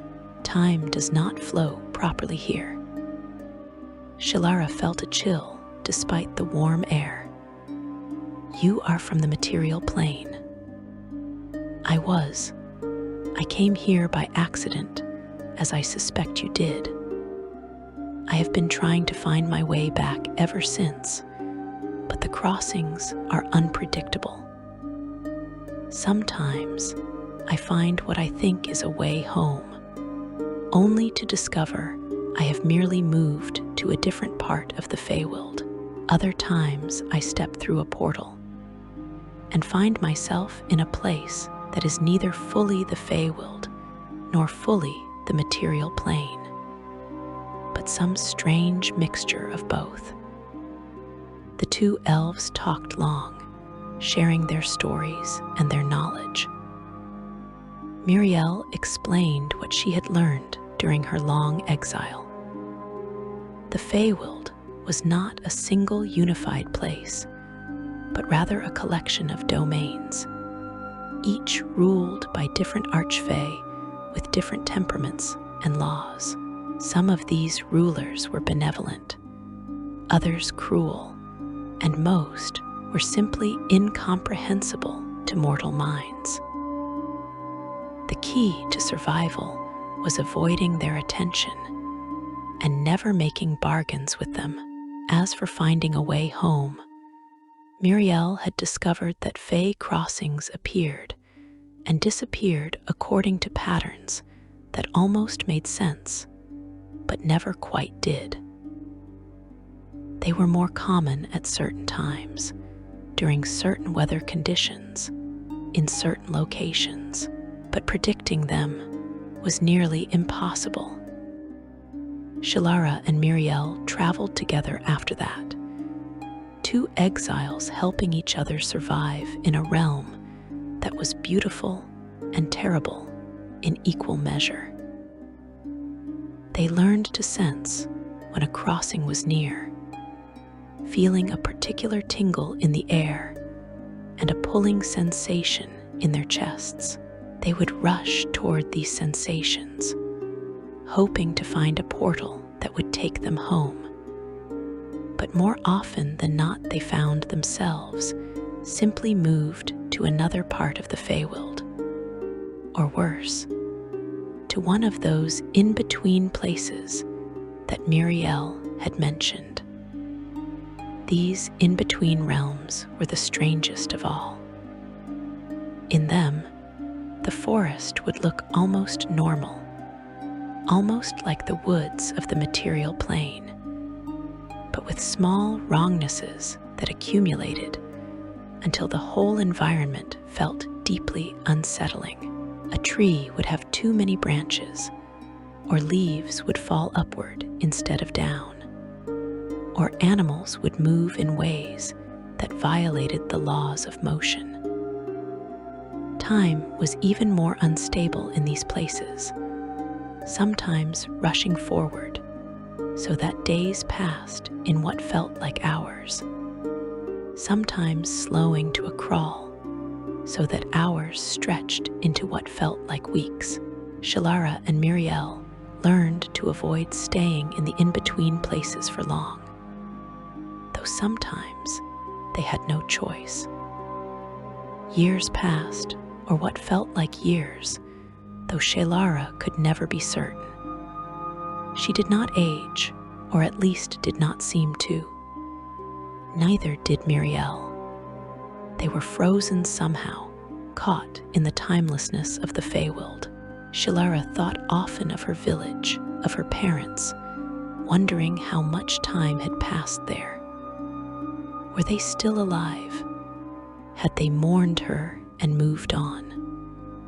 Or had only days passed and they were still hoping for her return? The breakthrough came unexpectedly. Shelara and Miriel were resting in a grove of silver-barked trees when they heard music. Real music played by physical instruments rather than the phantom songs that drifted constantly through the Feywild. They approached cautiously and found a small group of Eladrin, the native elves of the Feywild, celebrating some festival or occasion. The Eladrin were friendly, offering food and drink, which Shelara and Miriel politely declined, and they answered questions with the sort of indirect helpfulness that seemed to be typical of Fey creatures. One ancient Eladrin, his form shifting between seasons as Shelara watched, told them about stable crossings, portals that remained in one place and functioned predictably. These were rare and usually guarded, he said, but they existed. He described one such crossing, located in a region of the Feywild that mirrored a specific mountain range in the material plane. If they could find it, they might be able to use it to return home.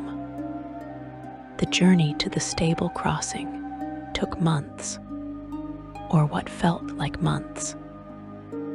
The Feywild's geography made no sense, with distances changing depending on intention and belief as much as actual physical travel. But Shelara and Miriel persevered, following the directions the Eladrin had given them. And eventually, they found themselves standing before a circle of standing stones on a hilltop that overlooked an impossible landscape of swirling colors and shifting forms. At the center of the standing stones was a portal, a rent in reality that showed a glimpse of a different place. Through it, Shelara could see a mountain meadow under an ordinary blue sky, with ordinary sunlight and ordinary grass. It was the most beautiful thing she had ever seen. She turned to Miriel, expecting to see joy on her companion's face, but instead saw sadness. "I cannot go through," Miriel said quietly. "I have been here too long. I have eaten the food, drunk the water, accepted gifts from the Fae. I am bound to this place now. But you are not. You still belong to the material plane. Go home, Shelara. Live the life you were meant to live." Shelara wanted to argue, wanted to insist that Miriel come with her, but she could see the truth in the other elf's eyes. Miriel had become part of the Feywild, and leaving it would likely destroy her. With tears streaming down her face, Shelara embraced her friend one final time, then turned and walked through the portal.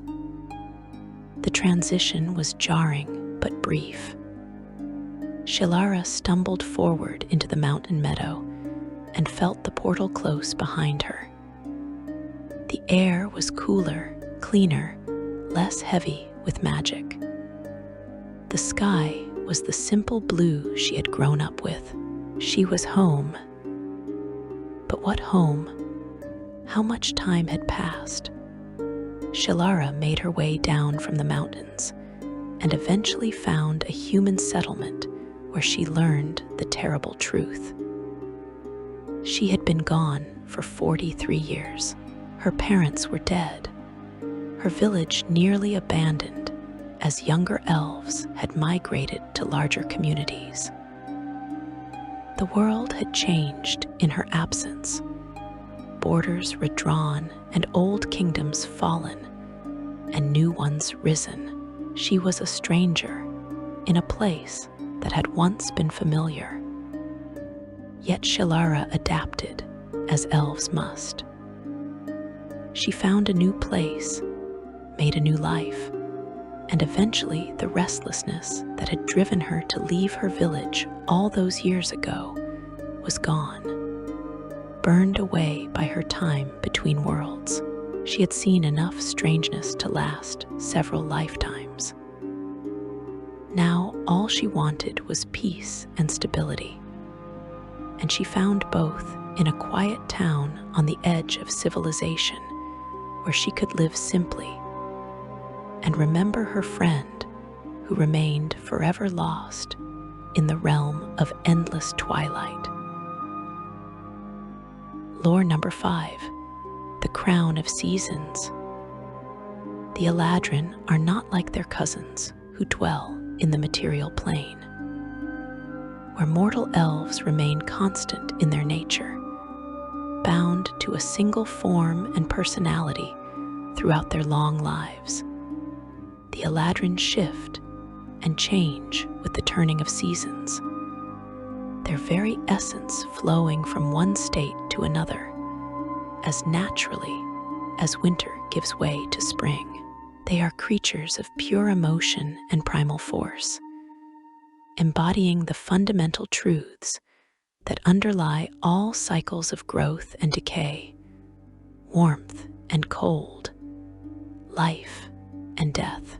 And like the seasons themselves, the Eladrin courts that rule over the Feywild exist in a state of perpetual tension, each one necessary to the whole, but forever at odds with the others.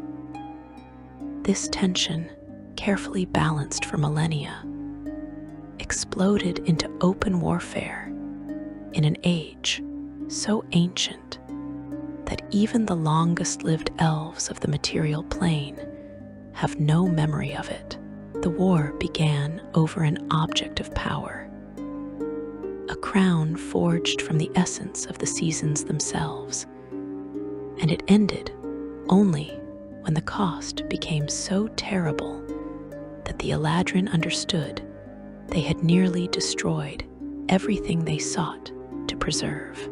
The story of this war is told in hushed voices among the Eladrin even now, a cautionary tale about the dangers of allowing conflict to override wisdom, and about the price of pride when wielded by beings of immense power. The crown that sparked the war was not made by mortal hands, or even by the hands of the Eladrin themselves. It was a gift from the Archfey, those most powerful and inscrutable rulers of the Feywild who exist on a level between mortal and divine. These beings, whose names shift and change depending on who speaks them and when, had grown concerned about the increasing conflicts between the seasonal courts. Each court believed itself superior to the others. Each one considered its seasonal aspect the most important, the most worthy of dominance. The spring court spoke of renewal and growth as the foundation of all life. The summer court praised passion and strength as the qualities that allowed civilizations to thrive. The autumn court valued wisdom and harvest, the gathering of knowledge and resources. The winter court championed rest and endings, arguing that without death and dormancy, nothing could truly be reborn. These disagreements were old as the courts themselves, and for ages they had remained philosophical debates rather than actual conflicts. But as centuries passed and the courts grew in power and population, the debates became arguments, and the arguments became grudges, and the grudges began to manifest in small acts of sabotage and violence. Spring Eladrin would blight the crops of autumn holdings. Summer warriors would raid winter settlements seeking glory and plunder. Winter assassins would slip through the twilight to eliminate spring nobles. Autumn sorcerers would weave curses that afflicted summer courts with unseasonable cold. The Archfey watched this escalation with growing alarm. They understood that if the courts went to open war, the resulting devastation would tear apart the Feywild itself, disrupting the fundamental magical patterns that held the realm together. The seasons would lose their balance, and chaos would reign. So they conceived a plan. They would create an artifact of such beauty and power that all the courts would desire it, and they would decree that this artifact could only be worn by the ruler who proved themselves most worthy. The competition for this prize would channel the court's aggression into a controlled contest rather than unrestrained warfare. Or so the Archfey believed. The crown of seasons took a century to forge. The Archfey gathered materials from the deepest and most remote corners of the Feywild. They took frost from the very first winter that had ever existed, when cold was new to the world and snow had not yet learned how to fall. They harvested sunlight from the peak of the longest summer day in 1,000 years, bottling it in crystal vials that glowed with captured warmth. They collected the first flowers of spring from a glade where time ran differently. And spring had just begun for the first time in an eternally repeating cycle. They gathered leaves from an autumn forest where every tree knew the secret of the perfect transition from life to dormancy. These materials were woven together through magic so complex and powerful that reality itself bent and warped during the working. The Archfey labored in a pocket dimension created specifically for this purpose, a place outside normal space and time where their efforts would not inadvertently unmake some essential part of existence. They sang songs of binding and separation, of unity and distinction, of balance and imbalance. They poured their own power into the crown, imbuing it with properties that would allow its wearer to walk through all seasons unaffected, to draw upon the strengths of each court without being bound by any, to see the flow of time and the turning of the great cycles as clearly as most beings see the ground beneath their feet. When the crown of seasons was finally complete, it was a thing of breathtaking beauty. The circlet itself was formed from intertwined branches, one from each season. Spring's contribution was alive and green, budding with tiny flowers that opened and closed in time with an unseen heartbeat. Summer's branch blazed with golden light and warmth, never burning, but always radiating heat. Autumn's section bore leaves of red and orange and gold that rustled softly, though no wind touched them. Winter's portion was crystalline ice that never melted, cold enough to frost the air around it. Set into the crown at the points where the branches joined were 4 gems, each one containing the essence of its season in concentrated form. To look upon the crown was to feel the turning of the year compressed into a single moment, to experience all seasons simultaneously, to understand in one's very bones the truth that all things must change, and that change itself is the only constant. The Archfey presented the crown to the assembled courts at a great gathering held in neutral territory, a glade that existed at the precise center point between all seasonal domains. Representatives from each court attended, thousands of Eladrin in their varied forms, all curious about what the Archfey had created and what purpose it would serve. The rules were explained clearly. The crown would be placed in a secure location, and each court would have the opportunity to send champions to claim it. These champions would face trials designed to test not just power, but wisdom, not just strength, but understanding.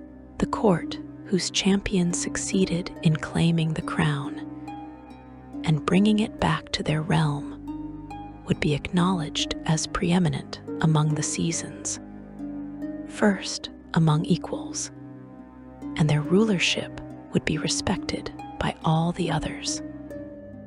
It seemed like a fair solution. It seemed like a way to settle the disputes without mass bloodshed. But the Archfey, for all their power and knowledge, had failed to account for the fundamental nature of the Eladrin. These were beings of pure passion and overwhelming emotion, creatures who felt everything more intensely than mortal races could imagine. To them, being declared second or third or fourth was not merely losing a contest, but a cosmic injustice, an insult that struck at the very core of their identity.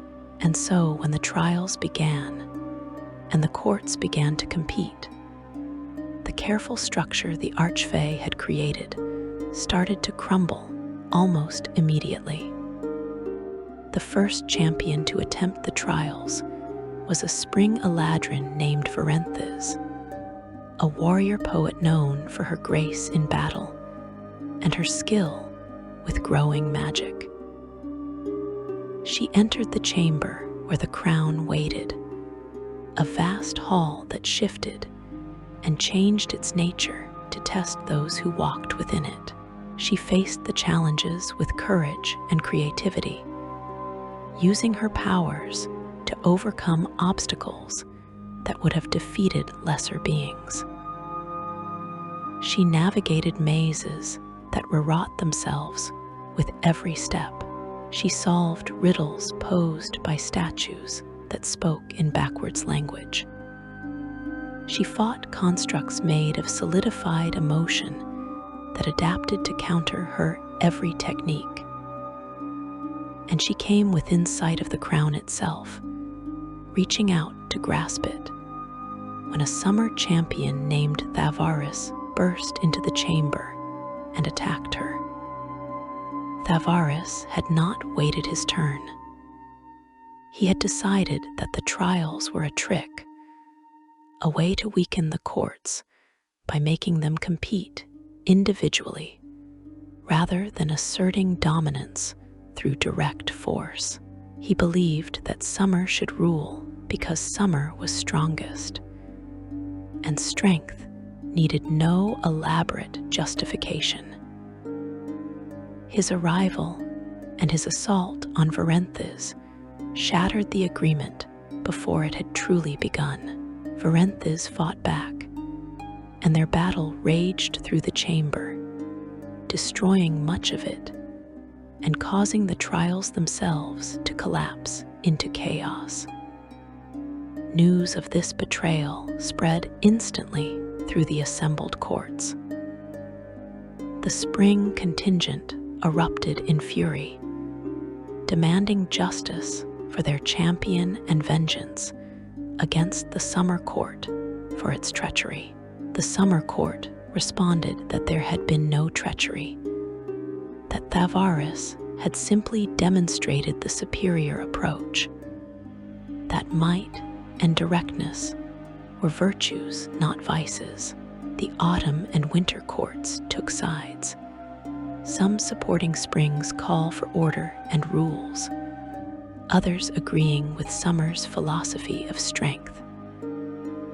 Within hours, the great gathering dissolved into skirmishes and then into pitched battles as Eladrin turned on each other with all the terrible power at their command. The War of the Crown, as it came to be known, lasted for 3 years by the reckoning of the material plane, though time in the Feywild is unreliable. And some say the war lasted centuries, while others insist it was over in mere months. The Eladrin fought across the length and breadth of their realm, and wherever they fought, the land suffered. Spring Eladrin called forth plants that grew wild and uncontrolled, strangling forests and choking waterways with vegetation that refused to die even when cut down. Summer warriors brought heat so intense it turned sand to glass and boiled rivers dry, creating deserts where lush forests had stood. Autumn casters wove decay and rot, accelerating the natural processes of decomposition until entire regions became wastelands of mold and fungus. Winter soldiers froze everything they touched, encasing landscapes in ice miles thick that would not melt even under summer's assault. The crown itself became almost secondary to the conflict. It remained where it had been placed, in the ruins of the trial chamber. But no one could reach it, because the area had become the most contested battleground in the entire war. All 4 courts sent armies to claim it, and those armies clashed again and again in struggles that reshaped the terrain with each engagement. The chamber was destroyed and rebuilt, and destroyed again dozens of times. The crown, protected by the powerful magic of its creation, survived undamaged, waiting patiently for the victor who never came. As the war dragged on, a few voices began calling for peace. These were mostly older Eladrin, those who had lived long enough to remember times of harmony between the courts, and those wise enough to see that the war was accomplishing nothing but destruction. Chief among these peace advocates was an autumn Eladrin named Sariel, a scholar and diplomat who had spent centuries studying the nature of the Feywild and the relationship between the seasons. Sariel traveled from court to court, risking her life repeatedly, carrying messages and proposals for ceasefires and negotiations. Her efforts were dismissed at first. The courts were too angry, too invested in their grievances, too certain that victory was just beyond the next battle. But slowly, as the devastation accumulated and the costs became impossible to ignore, Sariel's message began to resonate. The spring court found that without autumn to harvest and winter to provide dormancy, their endless growth became a curse rather than a blessing. creating monsters and plagues born of life run amok. The summer court discovered that without spring to plant and autumn to preserve, their strength had nothing to protect and nothing to sustain it. Each court realized in its own way that they needed the others, that the seasons were meant to follow one another in sequence rather than exist in perpetual conflict.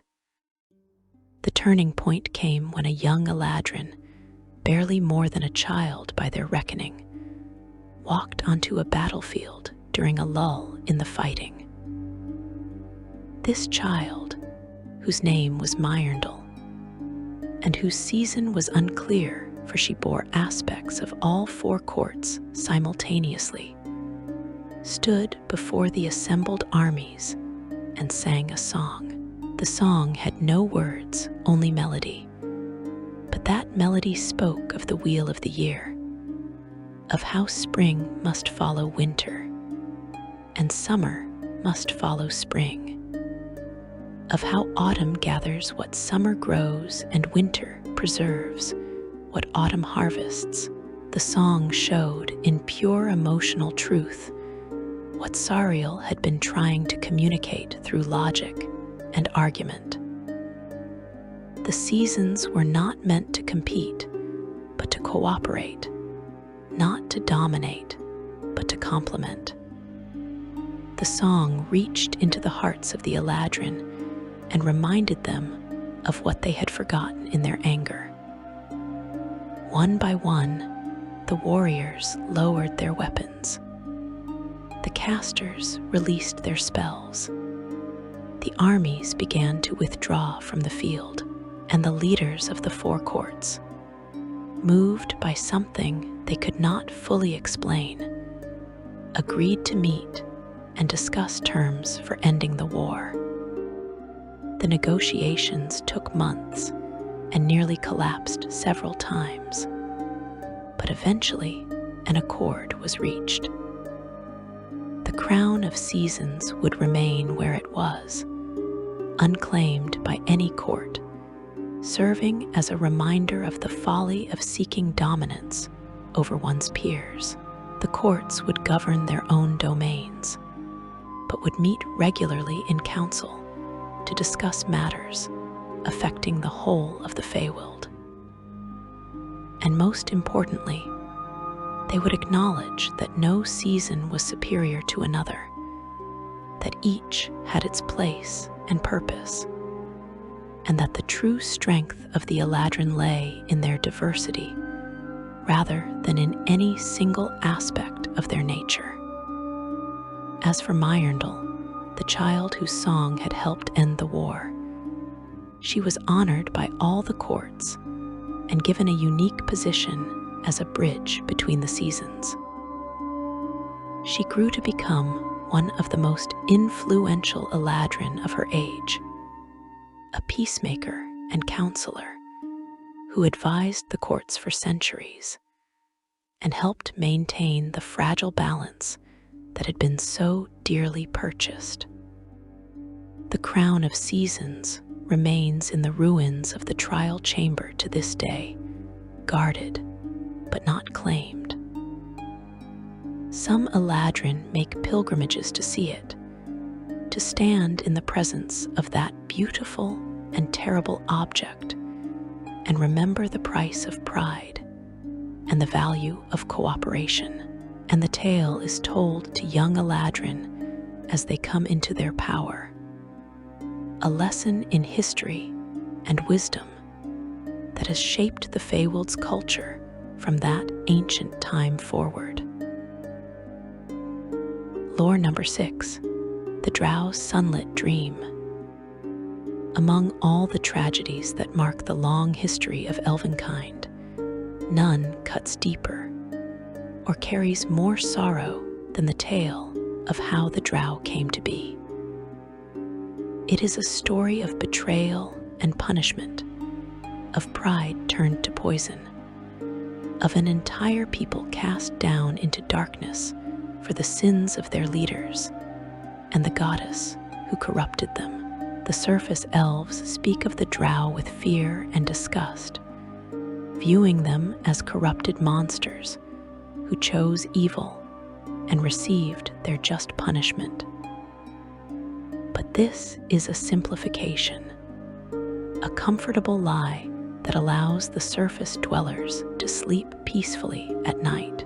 The truth, as is so often the case, is more complex and more heartbreaking than simple tales of good and evil would suggest. Before there were Drow, before the dark elves dwelt in the Underdark and worshipped the Spider Queen, there were simply elves. All elves walked beneath the sun and moon. All elves knew the touch of wind and rain. All elves were children of Corellin Larethian and members in good standing of the communities that worshipped the Seldarine. But even in those ancient days, there were differences among the Elven peoples. Some were more militant than others, more aggressive in defending their territory and expanding their influence. Some valued power and dominance over harmony and cooperation. These elves were not evil in the beginning, but they carried within them the seeds of what they would become. The goddess who would lead them into darkness was not always the Spider Queen. Once, she was known by another name, Arishni, and she was counted among the Seldarine, the Elven pantheon.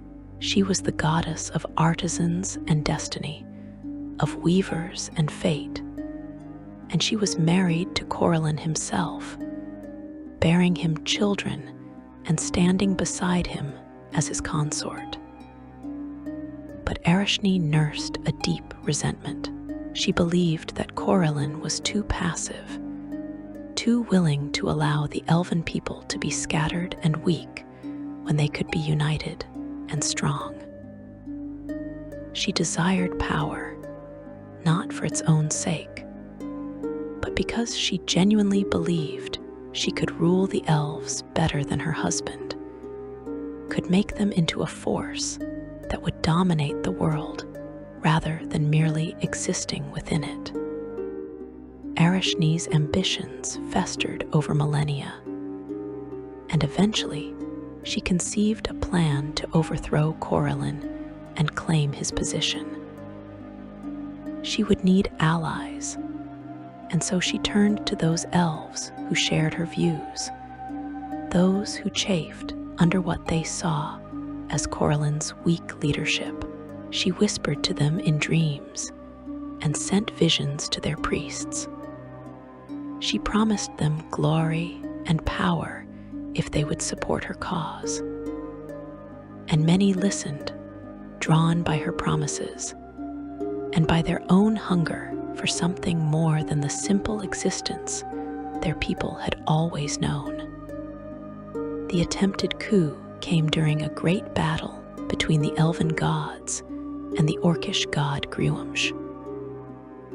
While Corellin was distracted by combat, Arishni struck, turning against him with armies of elves she had corrupted to her cause.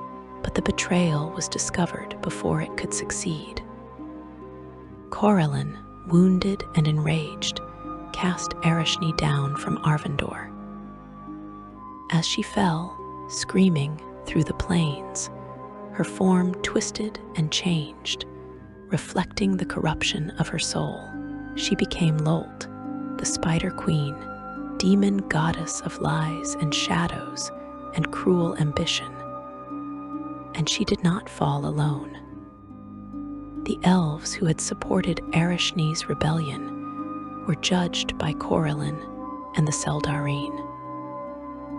The gods looked into their hearts and saw not just the influence of their corrupted goddess, but genuine darkness, genuine capacity for cruelty and domination.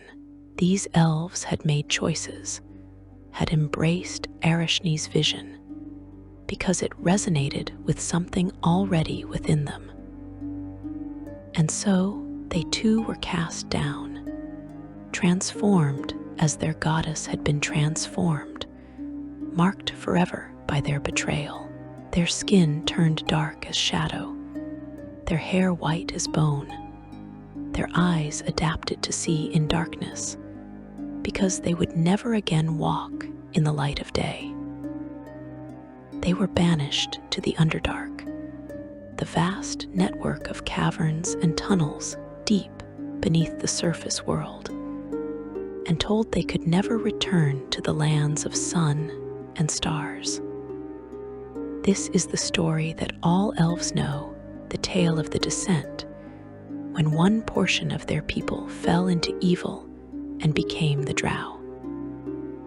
But there is another story, one that the Drow themselves tell in whispers, one that speaks not of their crimes, but of their loss, not of their punishment, but of what was taken from them. It is the story of Felony, a Drow who was born in the darkness, but who dreamed of light. Felony came into the world 3,000 years after the descent, in a Drow city carved from stone in the lightless depths. She had never seen the sun, never felt its warmth on her face, never known any illumination save the dim phosphorescence of fungi and the harsh glow of magic. She was born into House Zovier, a minor noble family in the complex hierarchy of her city. And from her earliest years, she was trained in the ways of Drow society. She learned to trust no one, to see betrayal and advancement as natural parts of existence, to worship Lolt and embrace the cruelty the Spider Queen demanded of her followers.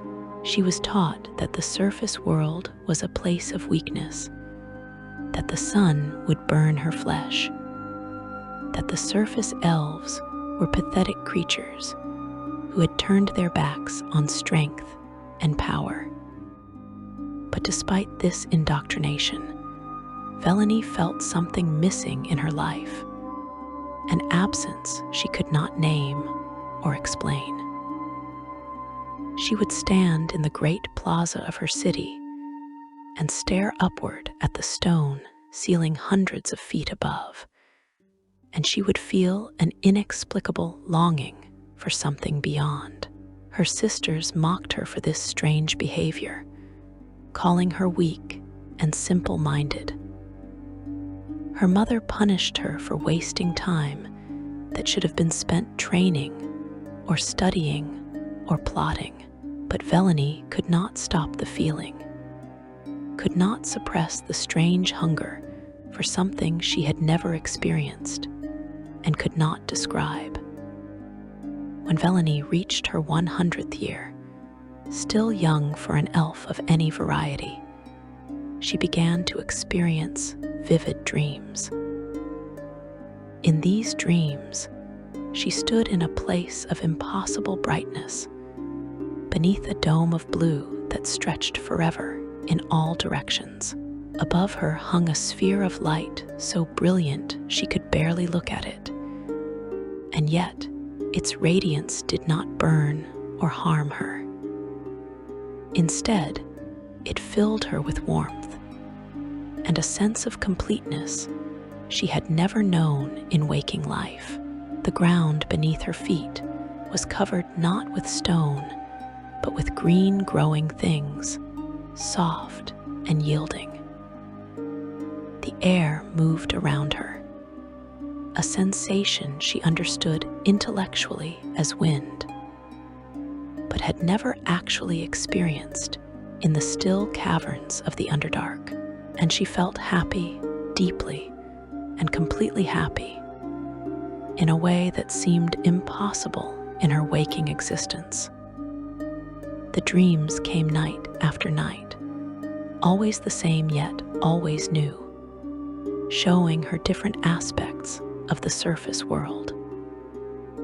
She saw forests with trees that reached toward the sky, their leaves rustling in breezes that sang as they passed.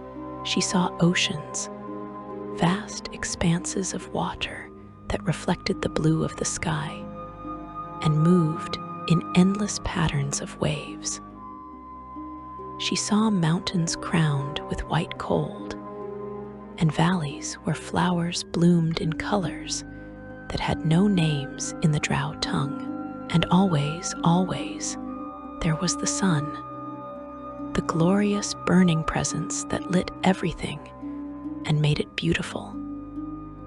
Velani began to research these visions, searching for any information she could find about the surface world. She snuck into the libraries maintained by her house and read forbidden texts, accounts written by Drow who had ventured to the surface on raids and lived to return. Most of these accounts spoke of the surface as a place of agony, where the sun burned like fire, and every moment was torment.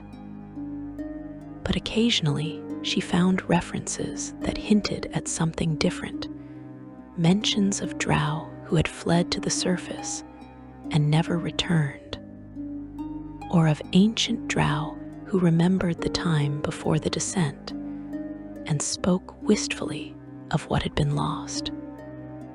One text in particular captured Velani's attention. It was a fragment of a much older work, written in archaic Drow that she could barely decipher. The author, whose name had been deliberately scratched out, wrote about a genetic memory that all Drow carried, an unconscious recollection of the time when their ancestors had walked in sunlight. This memory, the author theorized, sometimes manifested in dreams or visions, breaking through the layers of cultural conditioning and magical transformation to remind individual Drow of what they had been before they became what they are. The fragment ended abruptly, and Velani suspected that its author had been discovered and punished for such heretical thoughts. But the idea took root in her mind. Perhaps her dreams were not random fantasies or signs of madness. Perhaps they were memories, inherited across 3,000 years, showing her a truth that her people had tried to bury and forget. Perhaps she was not strange or broken, but simply more sensitive to something that all Drow carried within them, whether they acknowledged it or not. Armed with this understanding, Velani made a decision that she knew could end in her death. She would travel to the surface. She would see with her waking eyes the things she had seen in dreams. She would stand beneath the sun and discover whether it would destroy her or fulfill her. The journey would be dangerous beyond imagining, for the paths to the surface were few and heavily watched, and any Drow attempting to leave the Underdark permanently would be hunted as a traitor. But Velani could not continue as she had been. The dreams had awakened something in her that could not be put back to sleep. She spent months preparing in secret, gathering supplies and studying maps, learning everything she could about the routes to the surface and the dangers they contained. She told no one of her plans, for to do so would be to invite betrayal. When she finally left, she simply vanished in the night, slipping away from her family's compound and into the wild Underdark beyond the city's boundaries. The journey took longer than Velani had anticipated. The Underdark is vast beyond comprehension. A three-dimensional maze of tunnels and caverns where distance and direction lose meaning. She traveled for months, perhaps years, time becoming fluid in the eternal darkness. She faced horrors she had been trained for, and horrors she had not, fighting past ropers and hook horrors, sneaking past mind flayers and aboleths, trading with duergar when she had no choice, and fleeing from them when she did. She nearly died a dozen times, saved only by luck and skill, and the desperate determination that drove her onward and upward, always upward, following any path that sloped toward the distant surface. Eventually, after what felt like a lifetime of travel, Felony found herself in a natural cavern that she somehow knew was close to her goal. The air here was different, cooler and fresher, carrying scents that had no place in the Underdark. And ahead, at the far end of the cavern, she could see a faint glow that was neither fungus nor magic. It was gray and soft, and utterly unlike anything she had experienced before.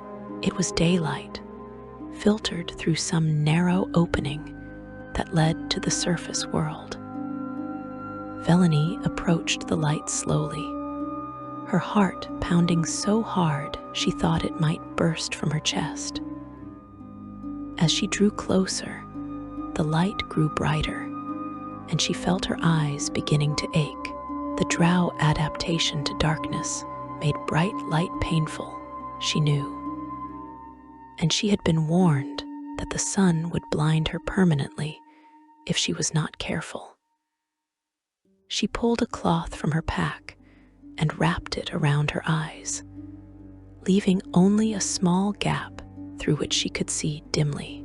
Then she stepped forward, out of the cavern mouth, and onto the surface. The sun was just rising, painting the sky in shades of pink and gold.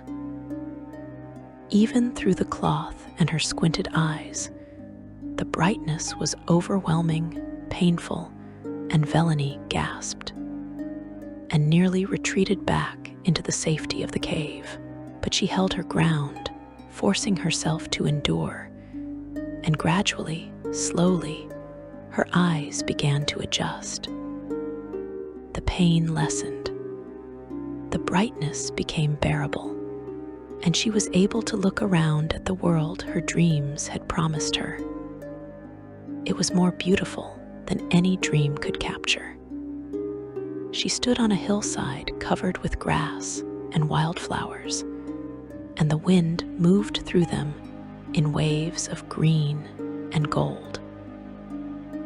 Birds sang in trees that grew scattered across the landscape, their voices creating melodies more complex than any music she had heard in the Underdark. The sky was blue, impossibly, brilliantly blue, dotted with white clouds that drifted slowly across it. And the sun, the glorious sun, hung above the eastern horizon, painting everything in warm golden light. Felony removed the cloth from her eyes completely, accepting the pain and the tears that streamed down her dark cheeks. She stood with her arms spread wide, feeling the sun on her skin, and she laughed and wept simultaneously. This was what she had been missing, what the dreams had tried to show her. This was what her people had lost when they fell, what 3,000 years in the darkness had stolen from them, and standing there, experiencing it fully for the first time, Felony understood the true tragedy of the Drow. They had not just been punished for rebellion. They had been cut off from something essential, something that fed the elven soul in ways that went beyond physical sensation. The sun was not merely light and warmth. It was connection, belonging, rightness. Under its rays, Felony felt complete in a way she had never felt in all her years beneath the stone. And she knew that every Drow, whether they admitted it or not, carried within them this same absence, this same unconscious knowledge of what they had lost. Felony lived on the surface for many years after that first sunrise, making a solitary life for herself in the wilderness, far from both Drow and surface elves. She never fully adapted to the brightness, always having to protect her eyes during the brightest part of the day. But she never returned to the Underdark. When she eventually died, of accident or age or violence, she died beneath the sky she had dreamed of, and that was enough. The Drow do not speak of Felony in their cities. Her story, if it is known at all, is suppressed and forgotten, because it asks questions that their society cannot afford to have answered. But among the few Drow who reject Lolt and seek a different path, among those rare souls who look upward and wonder what lies beyond the stone, her tale is told as proof that the darkness is not all they are or all they must be, that somewhere in their blood runs the memory of sunlight, and that perhaps someday some of them might reclaim it. Lore number 7, the Bladesinger's Oath. There exists among the elves a tradition so ancient and so demanding that few even attempt to master it, and fewer still succeed.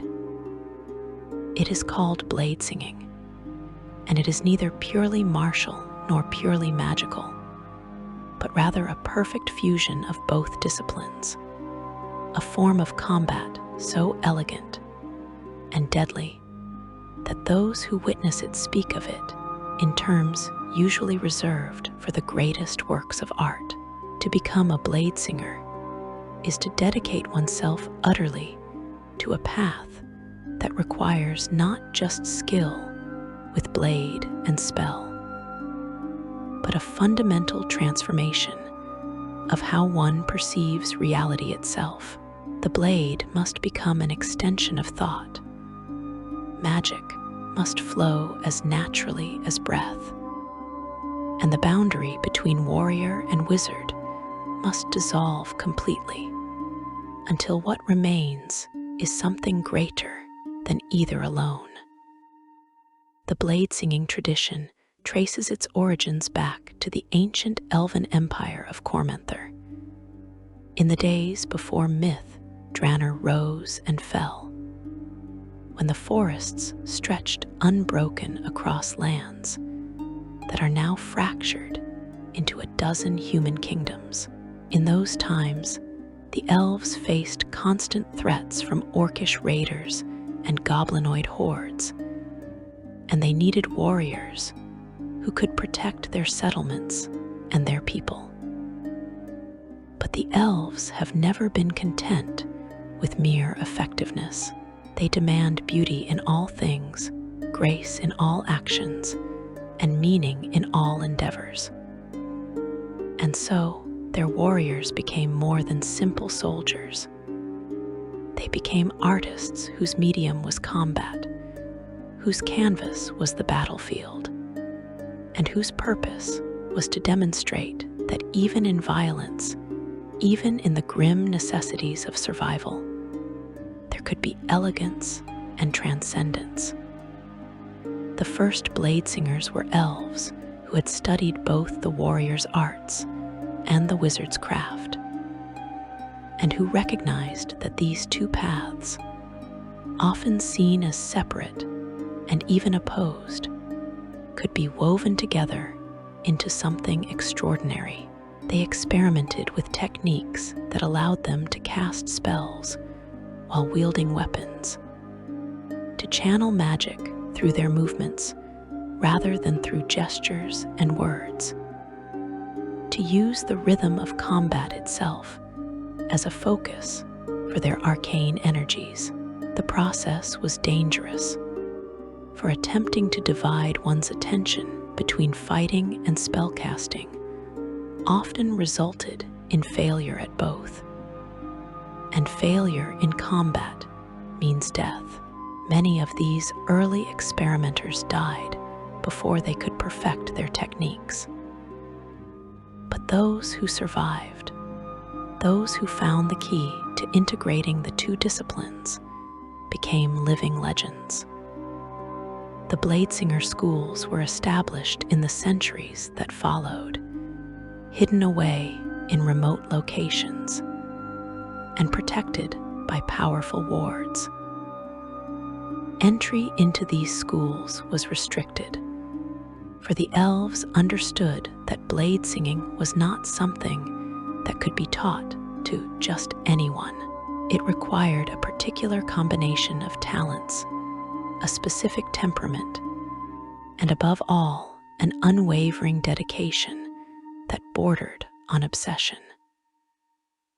Those who sought to become bladesingers had to first prove themselves worthy, demonstrating both martial prowess and magical aptitude at levels that exceeded what would be considered masterful in either discipline alone. And even after gaining entry to a school, students faced years or even decades of brutal training that broke many who attempted it. This is the story of an elf named Caleth, who walked the path of the Bladesinger and learned what it truly meant to swear the oath that bound all who followed this tradition.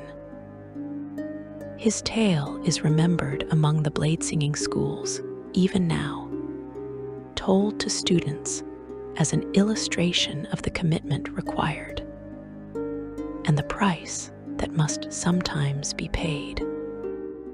Caleth was born in a small elven community on the edges of a great forest, the son of a respected warrior and a talented enchantress. From his earliest years, he showed aptitude in both his parents' fields, wielding wooden practice swords with unusual skill, while also demonstrating an instinctive grasp of magical theory.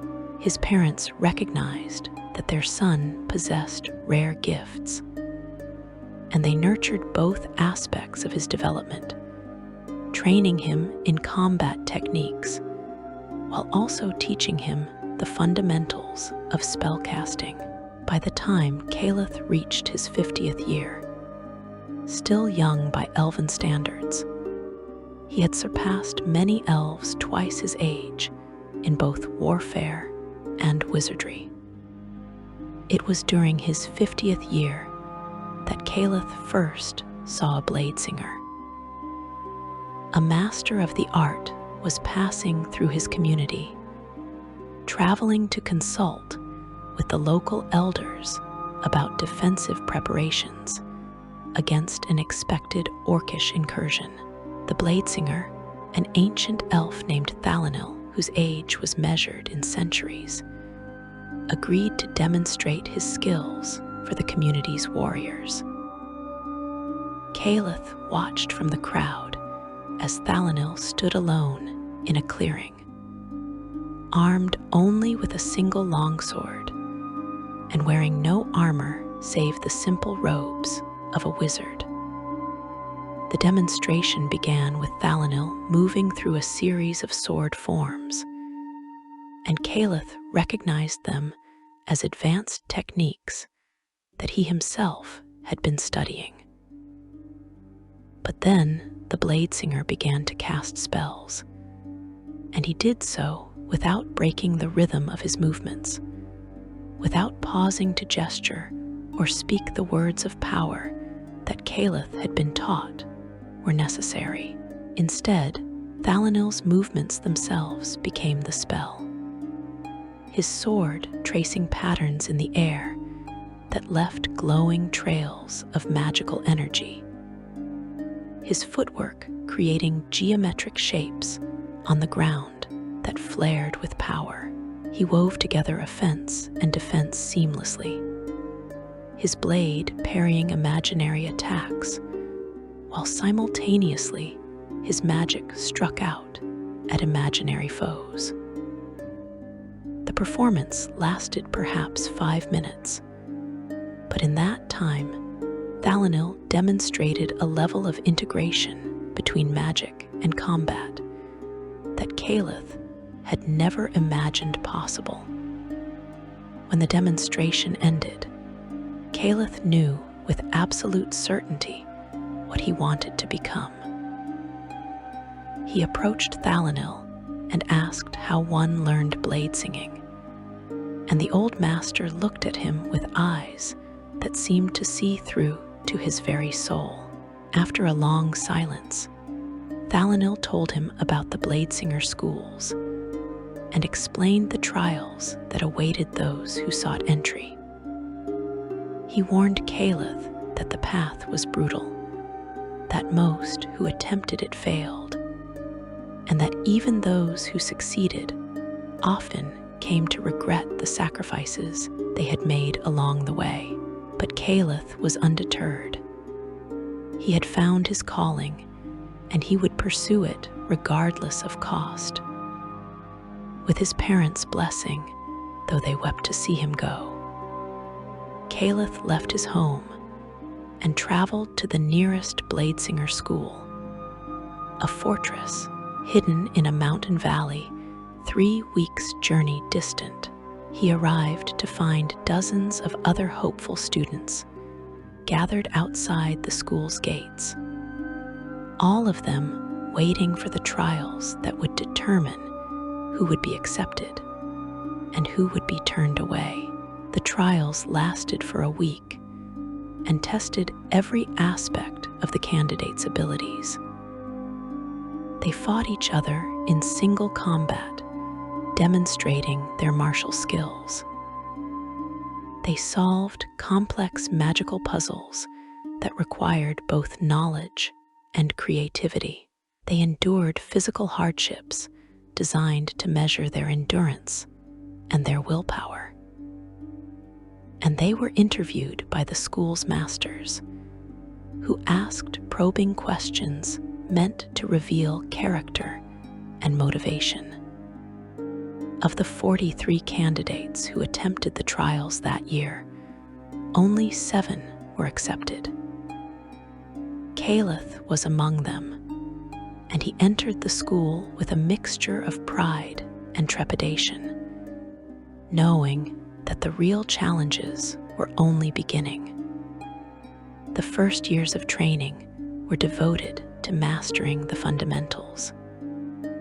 Students practiced sword forms for hours each day, until every movement became instinctive, until they could perform complex sequences while blindfolded, or while balancing on narrow beams, or while being pelted with projectiles. Simultaneously, they studied magic with an intensity that exceeded anything taught in ordinary wizard schools, learning to cast spells faster and with less preparation than traditional methods allowed. The two disciplines were kept separate at first, and students were forbidden from attempting to combine them until the masters judged them ready. Caliph threw himself into the training with absolute focus. He rose before dawn to practice his forms, worked through the day on magical studies, and stayed up late into the night, meditating on the principles his instructors had taught. He watched as other students, unable to maintain the brutal pace, dropped out and returned to their former lives. Of the 7 who had entered with him, only 3 remained after the first decade. After 2 decades, only Calith and 1 other student, an elf woman named Solara, were left. It was in his 3rd decade at the school that Calith was finally judged ready to begin learning true blade singing. The integration of magic and combat that he had witnessed in Thalanil's demonstration all those years ago. The masters explained that blade singing was not simply casting spells while fighting, though that was part of it.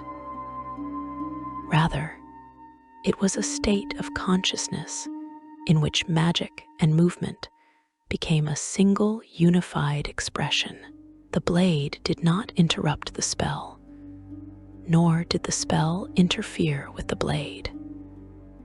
Instead, they enhanced each other, creating something greater than the sum of their parts. Learning to achieve this state was the most difficult thing Calith had ever attempted. At first, whenever he tried to cast a spell while fighting, his sword work would falter, or his spell would misfire, or both would collapse into chaos.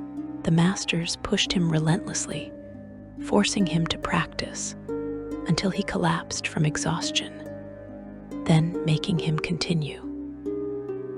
They told him that blade singing could not be learned through conscious effort alone, that at some point, his mind had to stop trying to control both blade and spell separately, and instead allow them to flow from a deeper source. The breakthrough came suddenly, during a particularly grueling practice session. Calith was sparring with one of the masters, while simultaneously attempting to maintain a shield spell, and he was failing miserably, taking hit after hit as his concentration shattered. Then, in a moment of pure frustration, he stopped trying. He let go of the conscious control he had been maintaining and simply moved, trusting his training and his instincts. And suddenly, it worked. The shield spell flowed around him without thought, and his sword moved with perfect precision. And they were not 2 separate things, but one single expression of his will. For perhaps 3 seconds, he touched true blade singing. And in those seconds, he understood what he had been striving toward all these years. The master he was sparring with immediately stopped the bout and called the other instructors. They tested Calith extensively, making him attempt to recreate that moment of integration. And though he could not maintain it consistently yet, he had proven that he could touch it at all. This meant he was ready for the final stage of his training, the stage where he would swear the Bladesinger's oath and truly join the tradition. The oath ceremony took place on the night of the winter solstice, in the school's inner sanctum, where ancient weapons hung on the walls, and the names of all who had sworn the oath before were inscribed in silver on black stone. Calith knelt before the gathered masters, and the eldest among them spoke the words that had been spoken to every Bladesinger for thousands of years. The oath was not simply a pledge of loyalty or a promise to uphold certain ideals, though it contained elements of both. It was a magical binding, a covenant that would link Calith to the blade singing tradition and to all who had come before him. By swearing the oath, he would gain access to knowledge and techniques that were otherwise impossible. he would also accept responsibilities and limitations that would shape the rest of his life. The words of the oath spoke of dedication to the art, of using blade singing only in defense of beauty and life, of teaching others who proved worthy, and of accepting that the path of the Bladesinger was one of eternal refinement, that mastery was not a destination, but a journey that would last until death.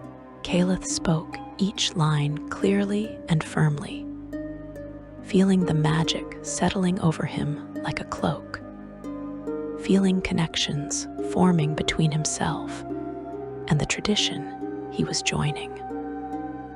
When the ceremony ended, Caliph was a Bladesinger, though still a young one with much to learn.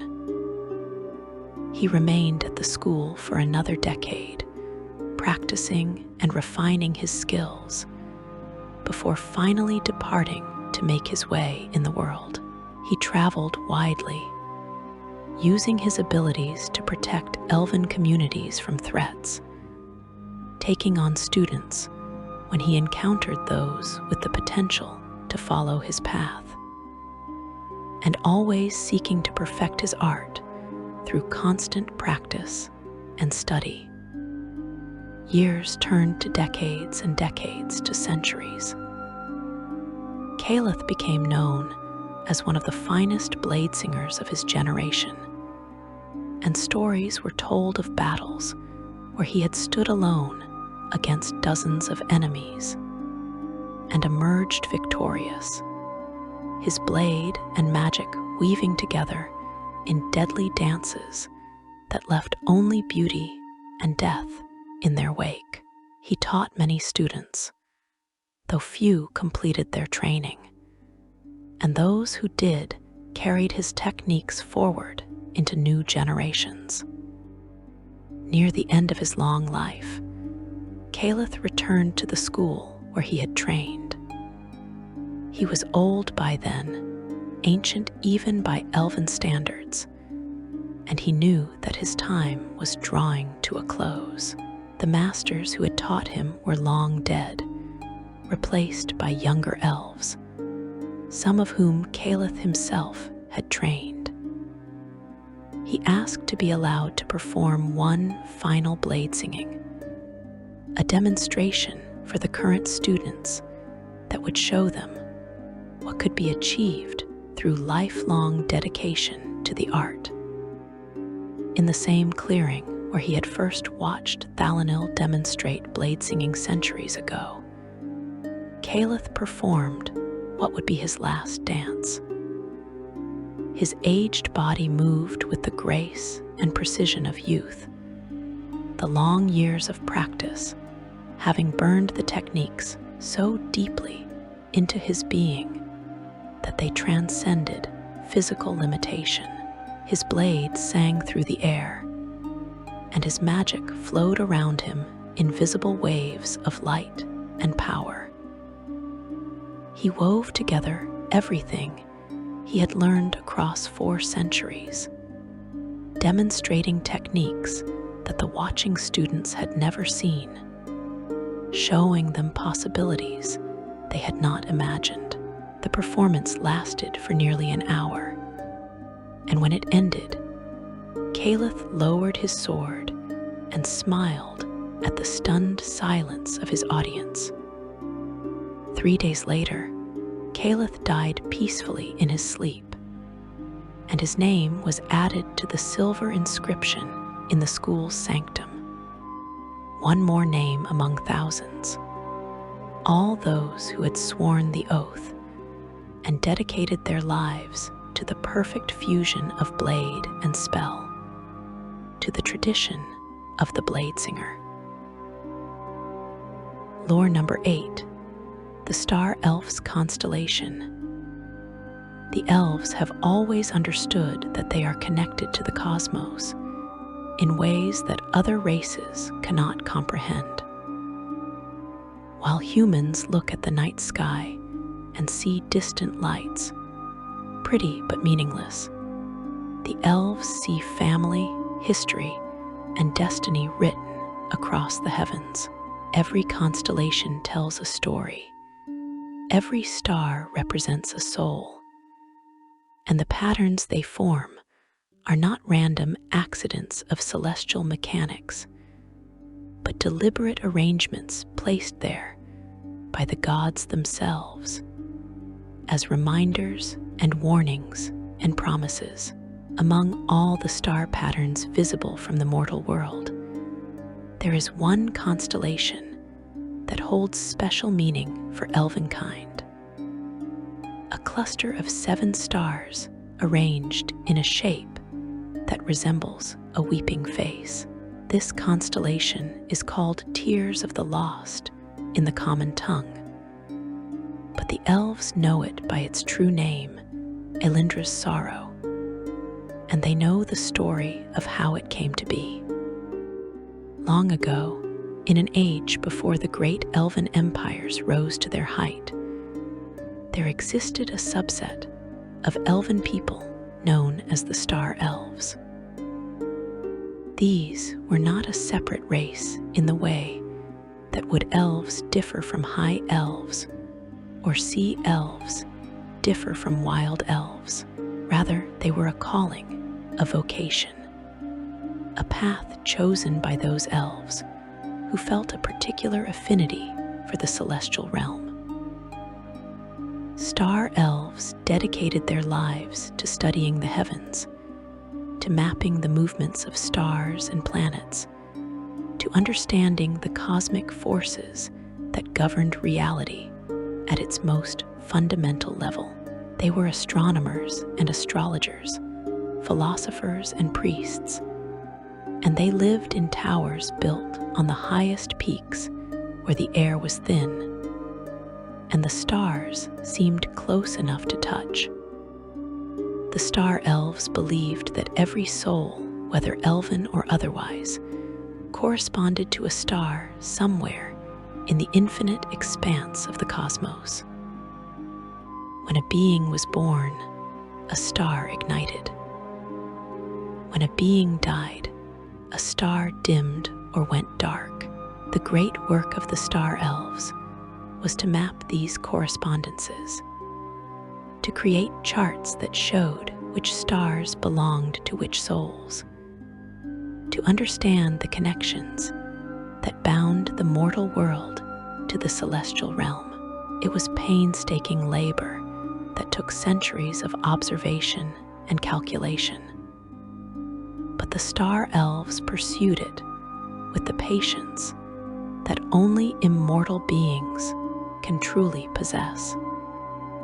Among the Star Elves, there was one named Elindra, who was considered the greatest astronomer of her generation.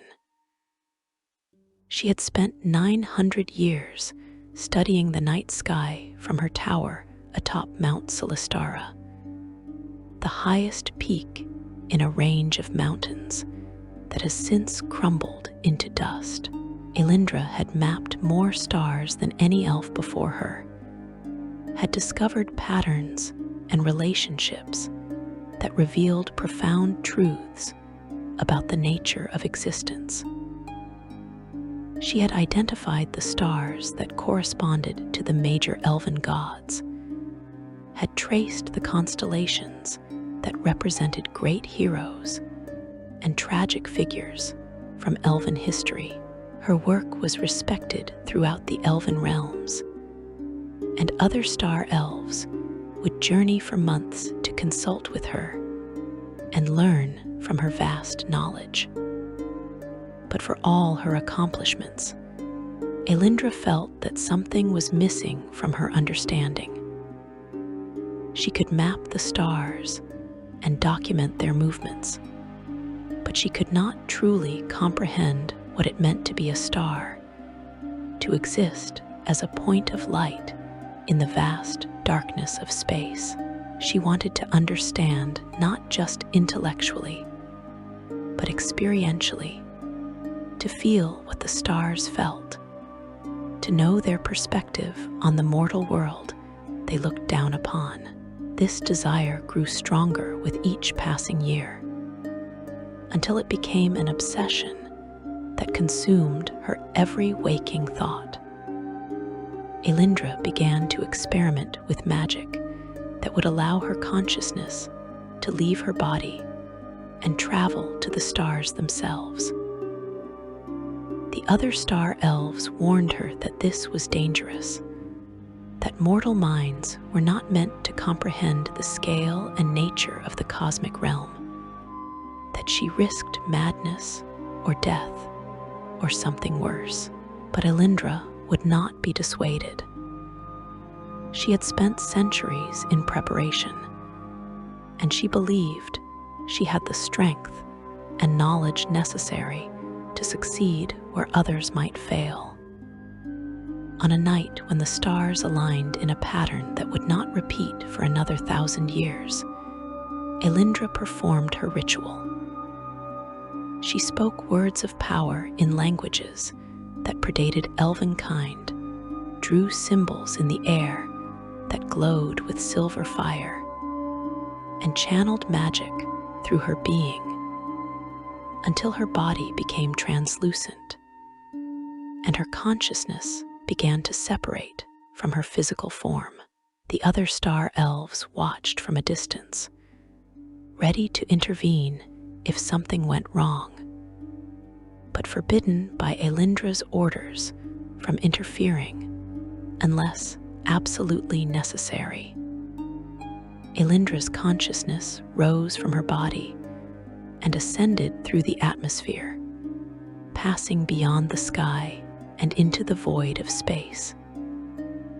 She traveled faster than light, faster than thought, until she reached the stars and merged with one of them, a bright point of light that corresponded to her own soul. And in that moment, she understood everything.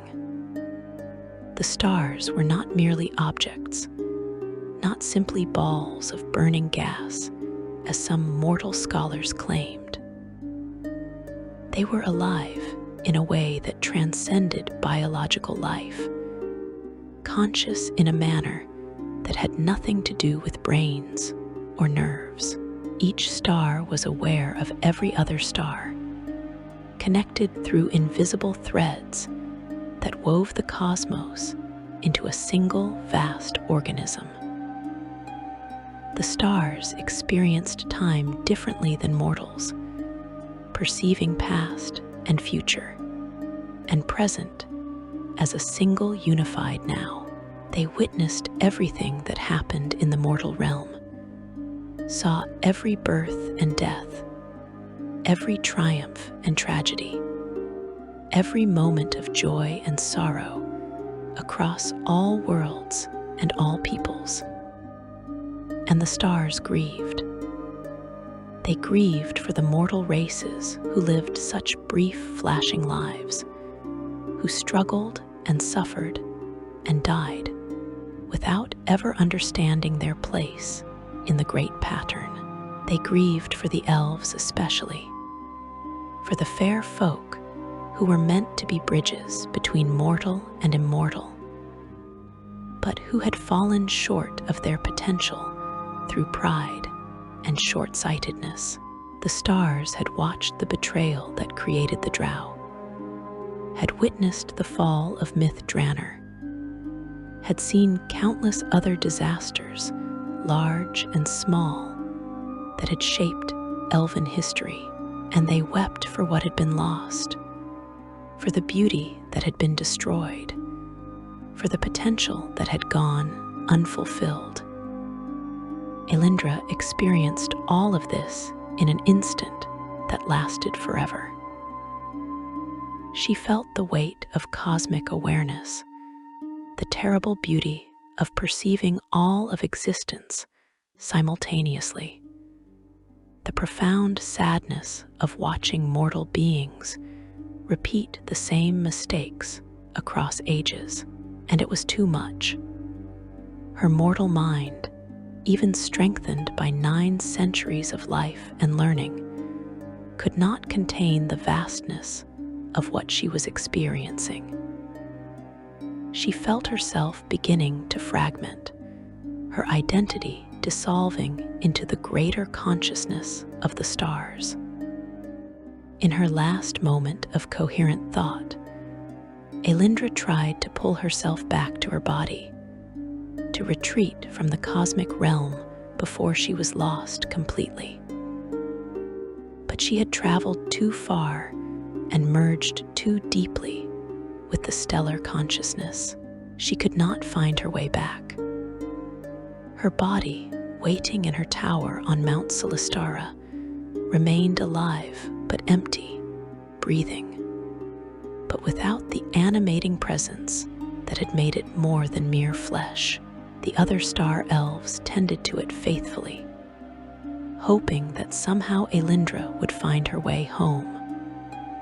But as years passed and no change occurred, they came to accept that she was truly lost. Yet Elindra was not entirely gone.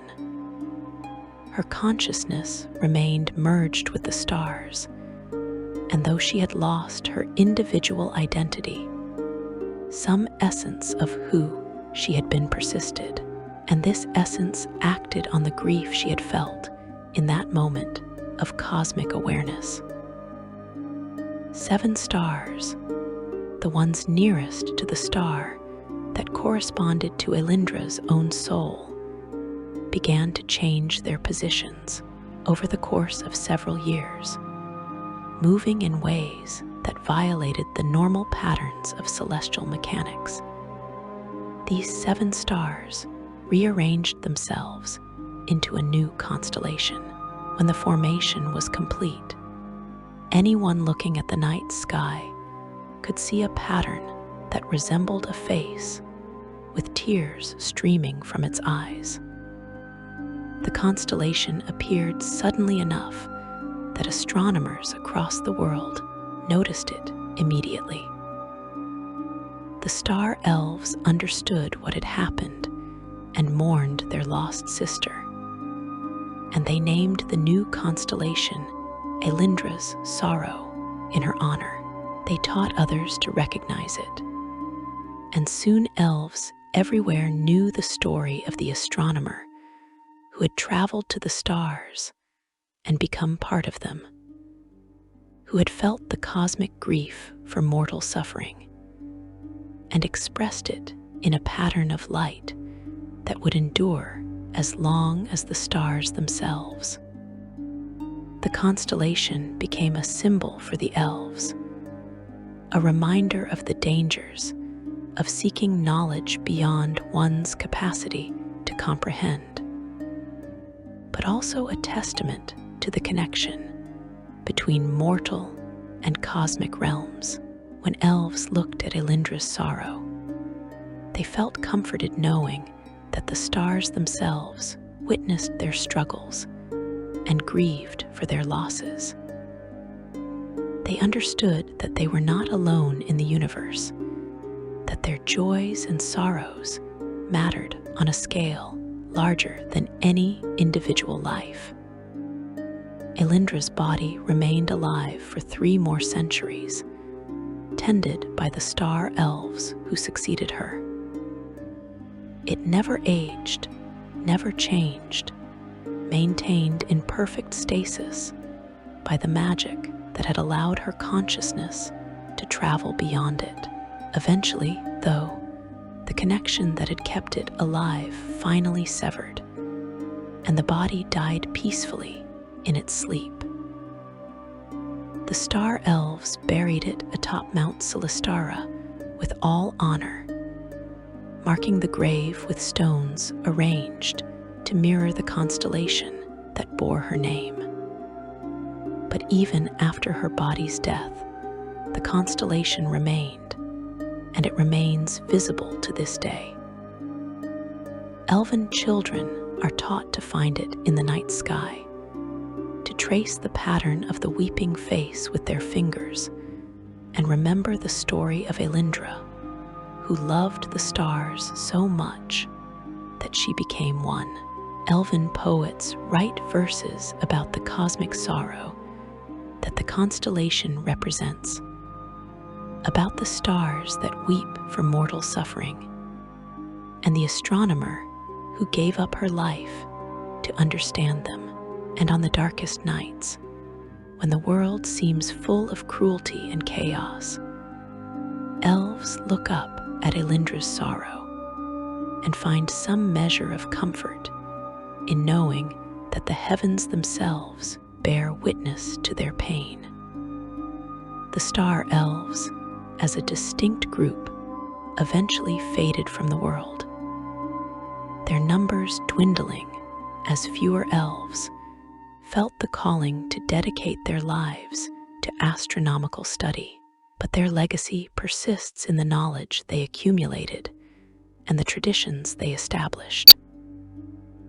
Even now, there are isolated towers on remote mountain peaks where solitary elves continue the work that Elindra and her fellows began so long ago, mapping the stars and seeking to understand the connections between mortal and cosmic realms. They do so more carefully than Elindra did, heeding the warning her fate provided, never attempting to merge their consciousness with the stars themselves.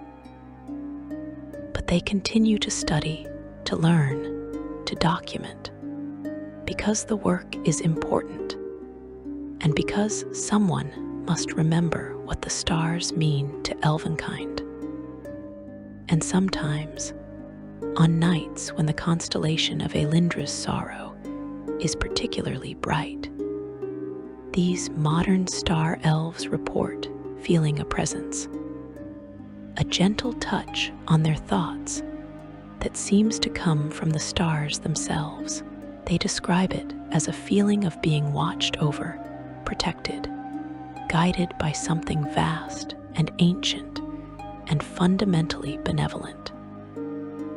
Whether this presence is truly some remnant of Elindra's consciousness, or simply the natural awareness that the stars possess, no one can say for certain, but the Star Elves choose to believe that their ancestor still exists in some form, still watching over those who continue her work, still bridging the gap between mortal and cosmic realms.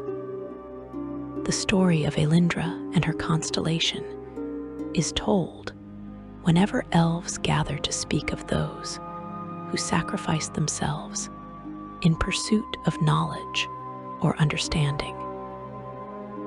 It serves as both warning and inspiration, cautioning against hubris while celebrating the noble desire to comprehend the mysteries of existence. And it reminds all elves that they are part of something larger than themselves, that their individual lives connect to cosmic patterns, and that even in grief and loss, there can be beauty and meaning. Lore number 9, the Green Lord's Bargain. In the time before elves became the people they are now, when they were still more fey than mortal, still creatures of pure magic and instinct rather than beings of flesh and choice, there existed in the Feywild a power known only as the Green Lord. This being was one of the first and greatest of the Archfey, an entity so ancient that even the gods who would later claim dominion over the Elven race acknowledged his prior existence. The Green Lord was the living embodiment of the wild places, of forests in their most primal and untamed state, of growth unchecked by reason or restraint.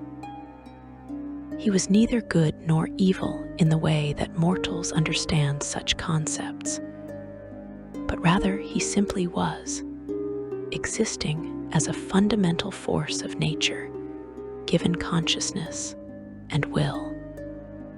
The Green Lord ruled over a domain in the Feywild that stretched farther than any mortal could walk in a lifetime.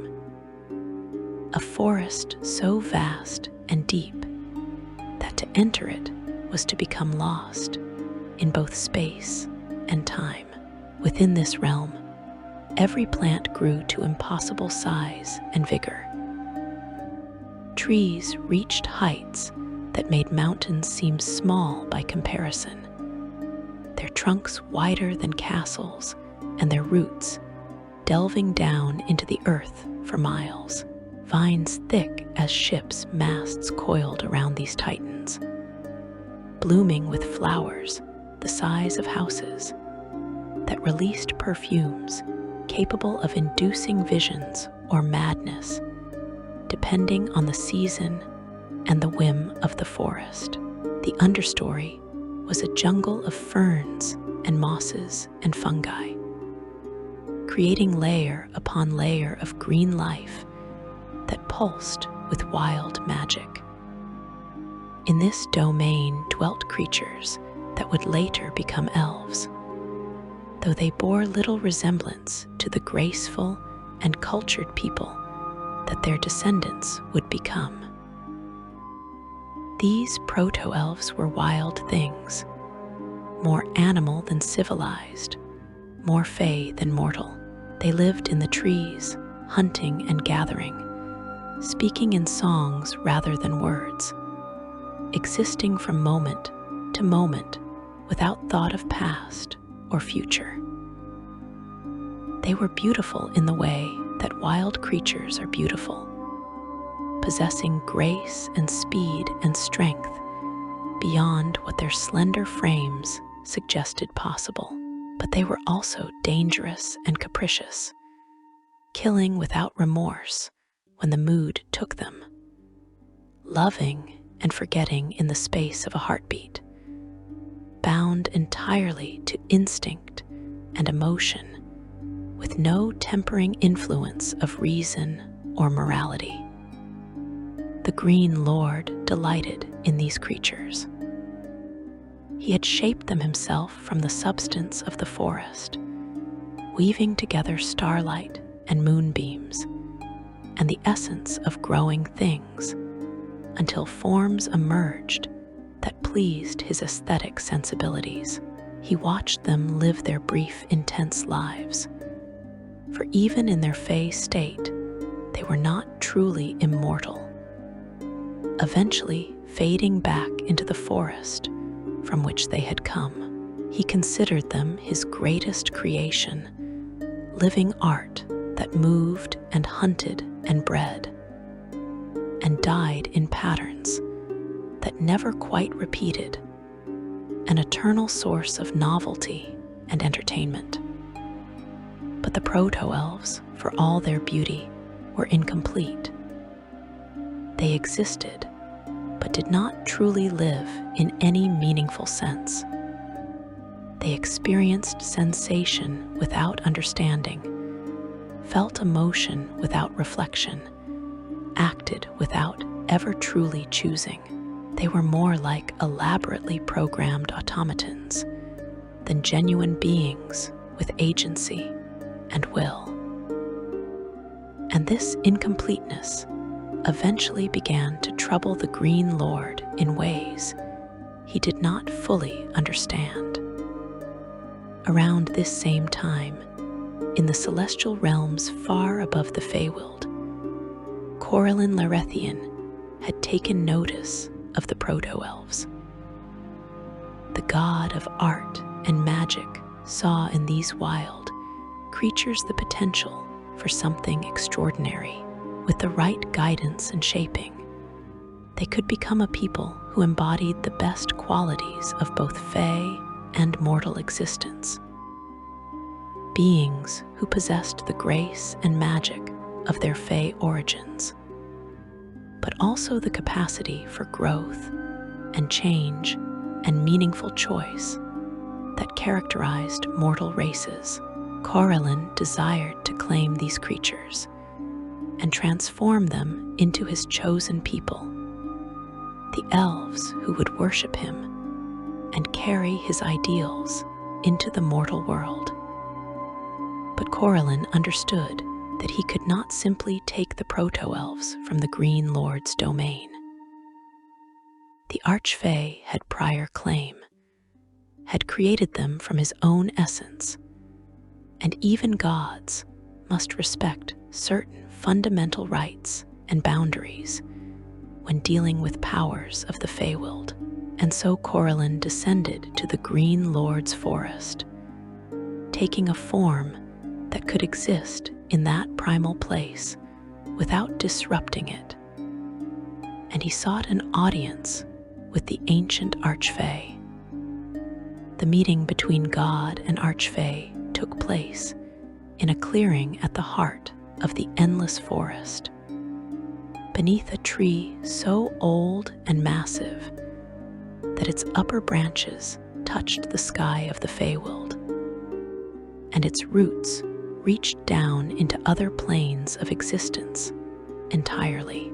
The Green Lord appeared as a figure composed entirely of living plants, vines and flowers, and moss woven together into roughly humanoid shape, but constantly shifting and changing. Eyes formed and dissolved in the foliage of his face, mouths opened in his bark-textured chest, hands sprouted fingers that were actually thin branches. He was beautiful and terrible and utterly inhuman. Corellin spoke first, explaining his interest in the Proto-Elves and his desire to transform them into a proper mortal race.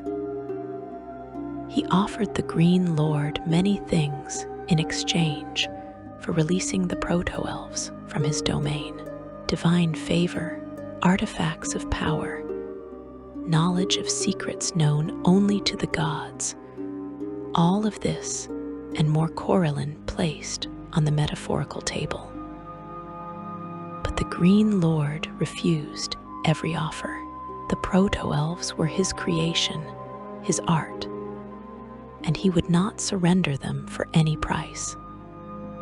The negotiation continued for what might have been days or years, time having little meaning in that place. Corellin grew increasingly frustrated, for he was accustomed to getting his way through either persuasion or force, and neither approach was working with the stubborn Archfey. The Green Lord simply repeated that the Proto-Elves were not for sale or trade, that they would remain in his forest forever, as they had always been. Finally, Corellin changed his approach. Rather than trying to take the Proto-Elves away from the Green Lord, he proposed a different arrangement. He would transform the Proto-Elves as he desired, giving them true consciousness and the capacity for growth and change. But he would not remove them from the forest. Instead, some would remain in the Green Lord's domain as they always had, maintaining their wild nature and their connection to the Feywild. Others would be allowed to leave, to venture into the mortal world and establish civilizations there. But they would retain always some essence of their forest origin, some connection to the wild places, and to the Green Lord who had first created them. The Green Lord considered this proposal carefully. He understood that what Corellin offered was actually a gift rather than a theft. The transformation would make the Proto-Elves more interesting, more capable of surprising him, more worthy subjects for his eternal domain, and allowing some to leave would spread his influence beyond the Feywild, would establish his claim in the mortal world through these beings, who would always carry a piece of him within them. But the Archfey was cunning, and he saw an opportunity to extract a price for his cooperation. He told Corellin that he would agree to the arrangement, but only if the god accepted certain conditions. First, all elves, whether they dwelt in the Feywild or in the mortal world, would remain bound to the forests. They would need the presence of trees and growing things to truly thrive, would feel called to woodland places, would serve as guardians and protectors of wild nature. Second, the elves would retain some of their fey nature even after transformation, remaining more magical and less fully mortal than other races, existing in a middle state between mortal and immortal. And third, the Green Lord himself would retain the right to call upon any elf for service, to demand that they fulfill quests or tasks that served his inscrutable purposes. And no elf could refuse such a calling without suffering consequences. Corellin found these conditions troubling, particularly the third one, for it meant that his chosen people would owe allegiance not just to him, but also to the ancient Archfey. But he recognized that this was likely the best bargain he would get, and so he agreed. The two powers formalized their arrangement with oaths and bindings that would endure as long as the elven race existed. The transformation of the proto-elves began immediately. Corellin worked his divine magic, reaching into each wild creature and kindling within them the spark of true consciousness. Suddenly, beings who had existed only in the eternal now began to remember the past and imagine the future. Creatures who had acted purely on instinct discovered the ability to reflect, to question, to choose their actions rather than simply following their nature. The change was profound and jarring, and some of the proto-elves could not adapt to it, their minds breaking under the weight of consciousness and choice. But most survived the transformation, and when it was complete, they were elves in the form that would be recognizable to later generations. The newly awakened elves found themselves changed in body as well as mind. They remained slender and graceful, but their features refined, taking on the distinctive beauty that would characterize their race. Their senses sharpened further, particularly their sight and hearing. Their lifespans extended from the brief flickering existence of fey creatures to the centuries-long spans that elves would know thereafter. And within them, they carried both the divine spark of Corellin and the wild essence of the Green Lord, two powers existing in sometimes uneasy balance.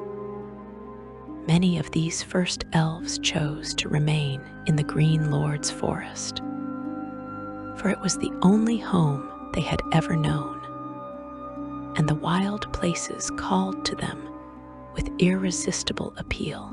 These became the ancestors of the wild elves and wood elves, peoples who would always maintain close connections to nature and to the Feywild. But others felt the pull of the wider world, the desire to explore and build and create that came with their new consciousness. These elves left the endless forest and made their way to the mortal world, where they would establish the great elven civilizations and become the high elves and moon elves, and all the other subraces that would develop over millennia. Yet all elves, wherever they wandered, remained bound by the bargain their creators had struck. They felt most at peace in forested places, most complete when surrounded by growing things. They retained magical abilities that other mortal races lacked, existing in that middle state between fully mortal and fully fey. And occasionally, unpredictably, individual elves would feel the call of the Green Lord, a compulsion that drew them back to wild places to fulfill tasks they did not fully understand. These callings became the source of many legends among elvenkind. An elf might be living a perfectly ordinary life when suddenly they would feel an overwhelming need to journey to a specific forest, to protect a particular grove of trees, to hunt a creature that was disrupting natural patterns, or to simply wander in the wilderness for a time before returning to civilization. Some elves resented these compulsions, viewing them as unwelcome interference in their lives. Others welcomed them as opportunities to connect with their ancient heritage. But none could refuse, for the bargain bound them all. The Green Lord's influence on the elven race extended beyond these occasional callings. The elves' love of beauty, their appreciation for art and music, their tendency toward chaos rather than rigid order. All of these traits reflected the wild fey nature that they carried within them. Even the most civilized high elf, living in a city of marble and crystal far from any forest, retained some echo of the proto-elves who had swung through trees in the endless forest of the Feywild. Even the most structured elven society maintained elements of wild creativity and unpredictability that would never exist in the ordered halls of dwarves or the bureaucratic kingdoms of men. The bargain between Corellin and the Green Lord has never been broken, and it continues to shape the elven race to this day. When elves speak of their dual nature, of feeling torn between civilization and wilderness, between order and chaos, between mortal concerns and fey mysteries, they are expressing the fundamental tension built into their very existence by the agreement between God and Archfey. They are Corellin's children, yes, but they are also the Green Lord's creation, and both influences war within them eternally. Some elven scholars claim that this dual nature is the elves' greatest strength, that the combination of divine purpose and wild creativity makes them superior to races that possess only one aspect or the other. Others argue that it is a curse, a burden that prevents elves from ever truly belonging to either the mortal world or the Feywild, leaving them perpetually caught between two realms. But regardless of how individual elves view their heritage, all acknowledge that the Green Lord's bargain fundamentally shaped what they are and what they will always be. Lore number 10, the Retreat's Sorrow. There are moments in history when an entire people must make a choice that will echo through all the ages to come. A decision so profound that it divides time into before and after, creating a wound in the collective memory that never fully heals. For the elves of Faerûn, that moment came in the years surrounding 1470 Dale Reckoning, when the accumulated weight of loss and sorrow and defeat finally grew too heavy to bear, they chose to leave, to abandon the lands they had held for millennia, to sail away from the forests and cities and sacred places where their ancestors had lived and died since time immemorial. They called it the retreat, speaking the word with quiet dignity, but those who lived through it knew it by a more honest name. It was the flight, the surrender, the breaking. It was the moment when the elves of Faerûn acknowledged that they had lost, that the world no longer belonged to them, that their age had ended and a new one had begun. The retreat was not a sudden decision, but rather the culmination of centuries of decline.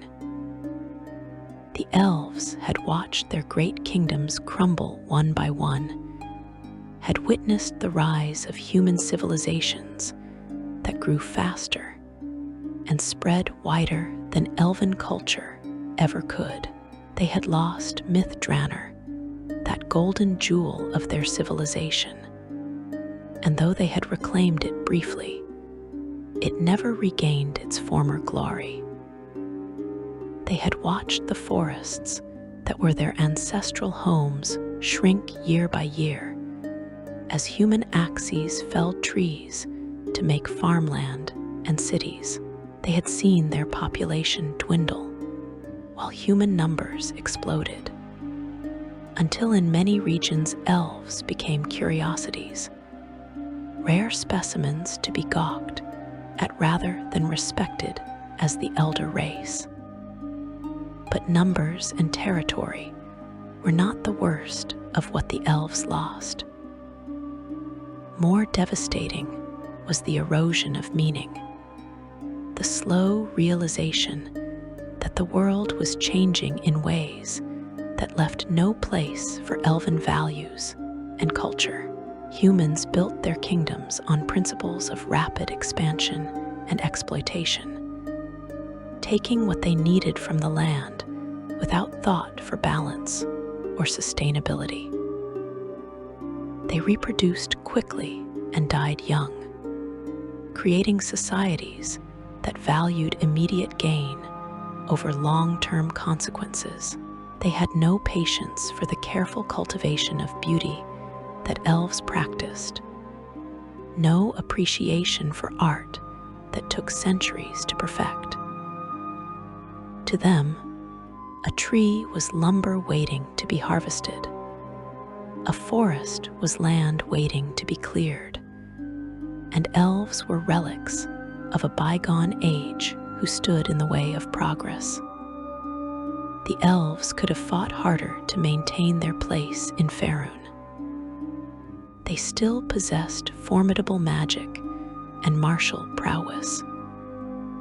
But many among them recognized that victory through force would be hollow. They could kill humans by the thousands, could use their magic to defend their territories, but they could not change the fundamental trajectory of history. The humans would keep coming, keep breeding, keep expanding, and eventually the elves would be overwhelmed not through any single defeat, but through simple attrition. And more importantly, fighting would require the elves to become something they were not, to embrace the brutality and ruthlessness that characterized human warfare, to sacrifice their culture in order to preserve their territory. And so the idea of the retreat began to spread through Elven communities. Rather than fight a losing battle, rather than watch their culture slowly degrade as they were absorbed into human-dominated societies, the elves would leave. They would sail to Evermeet, the hidden island realm that had been established as a refuge in ages past. There, isolated from the human world, protected by powerful magic that would keep outsiders away. The elves could preserve their culture intact. They could maintain their traditions without compromise, could live as they had always lived, could remain true to themselves, even if it meant abandoning the lands of their ancestors. Not all elves supported the retreat. There were heated debates in every elven community, arguments that sometimes turned violent as different factions advocated for different paths forward. Some elves insisted that leaving was cowardice, that they should fight for their homelands regardless of the odds. Others argued that staying was foolish, that clinging to the past would only result in the complete destruction of everything the elves held sacred. Still others proposed middle paths, suggesting that some elves should leave while others remained, or that they should negotiate with human kingdoms to establish protected reserves where elven culture could survive. The story of one family illuminates the painful choices that all elves faced during this period. They were the House of Moonwhisper, a noble family that had dwelt in a forest realm for more than 3,000 years. Their history stretched back to the founding of Cormenther, and their bloodline had produced warriors and mages and artists who were celebrated in elven songs. The house was led by matriarch Laril, an elf who had lived for more than 900 years and remembered times when humans were primitive tribes barely worthy of notice. Laril had 3 children, each of whom held different views on the retreat. Her eldest, a daughter named Valanth, was a warrior who had fought in dozens of battles defending elven lands from human encroachment. Valanth argued passionately against leaving, insisting that every forest given up without a fight was a betrayal of those who had died defending it. Her middle child, a son named Ilmarin, was a scholar who had studied human civilizations and concluded that coexistence was impossible given the fundamental differences in values and time scales. Ilmarin advocated for immediate departure to Evermeet, arguing that every year they delayed increased the risk that they would lose something irreplaceable. Her youngest, a daughter named Siriath, was an artist who felt torn between both positions, loving the forests where she had been born, but recognizing the truth in her brother's arguments. The family debated for months, and their arguments reflected the larger debate happening throughout all elven lands. Valanth spoke of honor and duty, of the obligation they owed to their ancestors who had held these lands for so long. Ilmarin countered with logic and history, showing records of elven populations declining, of human kingdoms growing stronger, of the inevitable endpoint if current trends continued. Siriath tried to find compromise, suggesting that perhaps they could stay a while longer, could wait to see if something changed. But events made the decision for them. A human kingdom to the south, growing aggressive as humans always did, declared that the forest where House Moonwhisper dwelt was now part of their territory.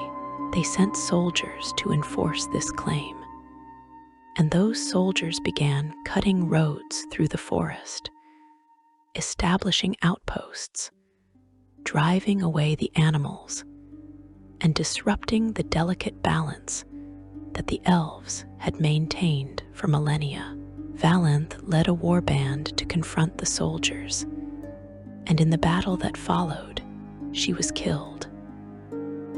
Not defeated in honorable combat, but shot by a crossbow bolt while negotiating under a flag of truce. Killed by a nervous human soldier who panicked and fired before thinking. The death of Valanth broke something in Laeral.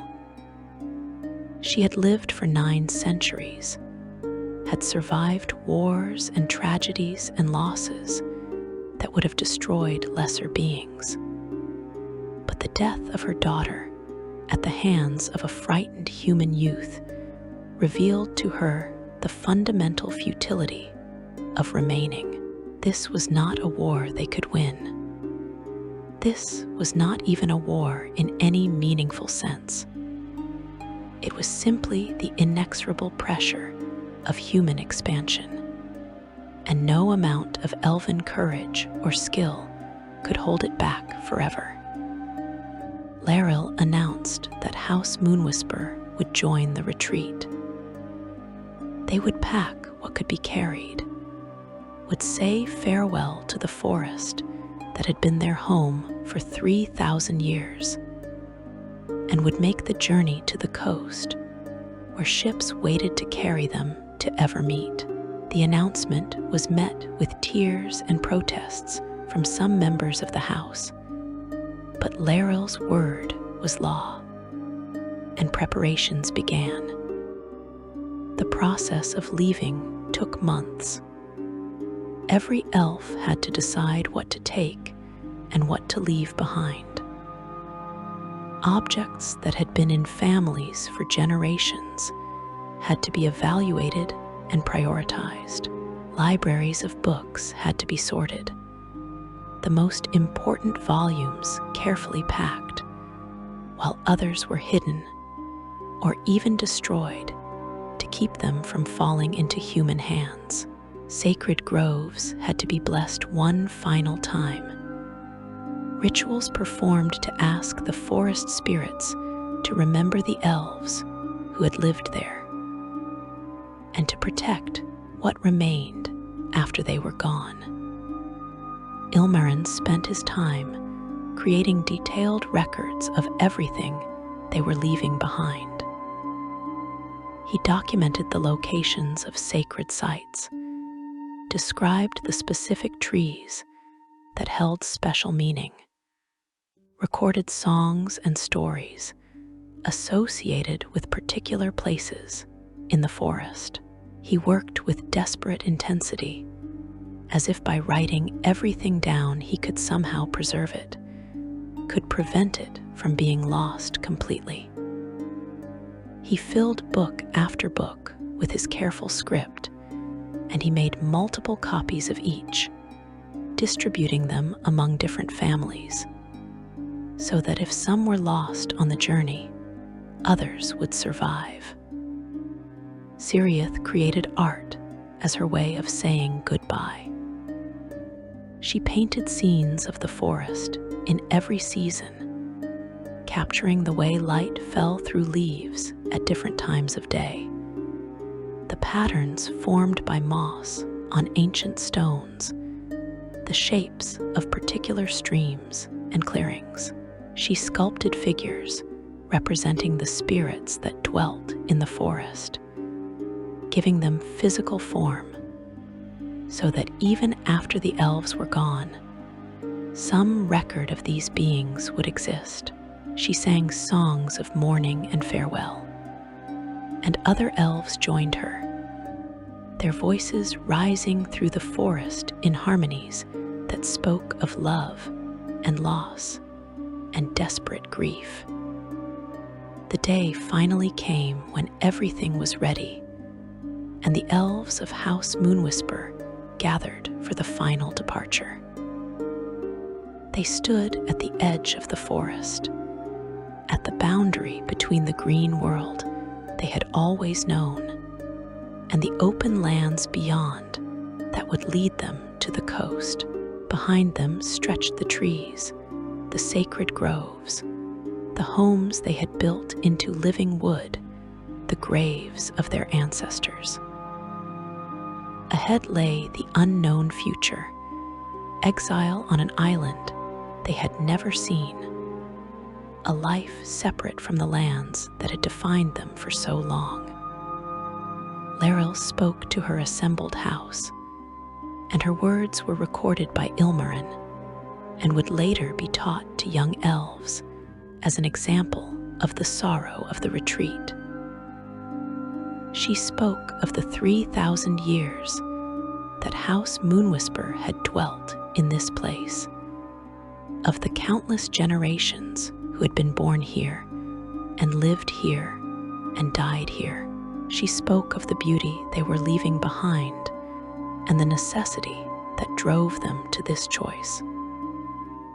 She spoke of her daughter Valanth, who had died believing in the possibility of staying, and she honored that belief even as she led them away, and she promised that they would not forget, that in Evermeet they would tell stories of this forest and keep its memory alive, that what they carried in their hearts would survive even though the physical places might not. Then they turned and began to walk. Behind them, the forest seemed to weep. The trees rustled though no wind blew. Animals emerged from hiding to watch them go. The spirits of the wood, invisible but palpable, gathered at the boundary and mourned. Some of the elves looked back repeatedly, unable to tear their eyes away from what they were losing.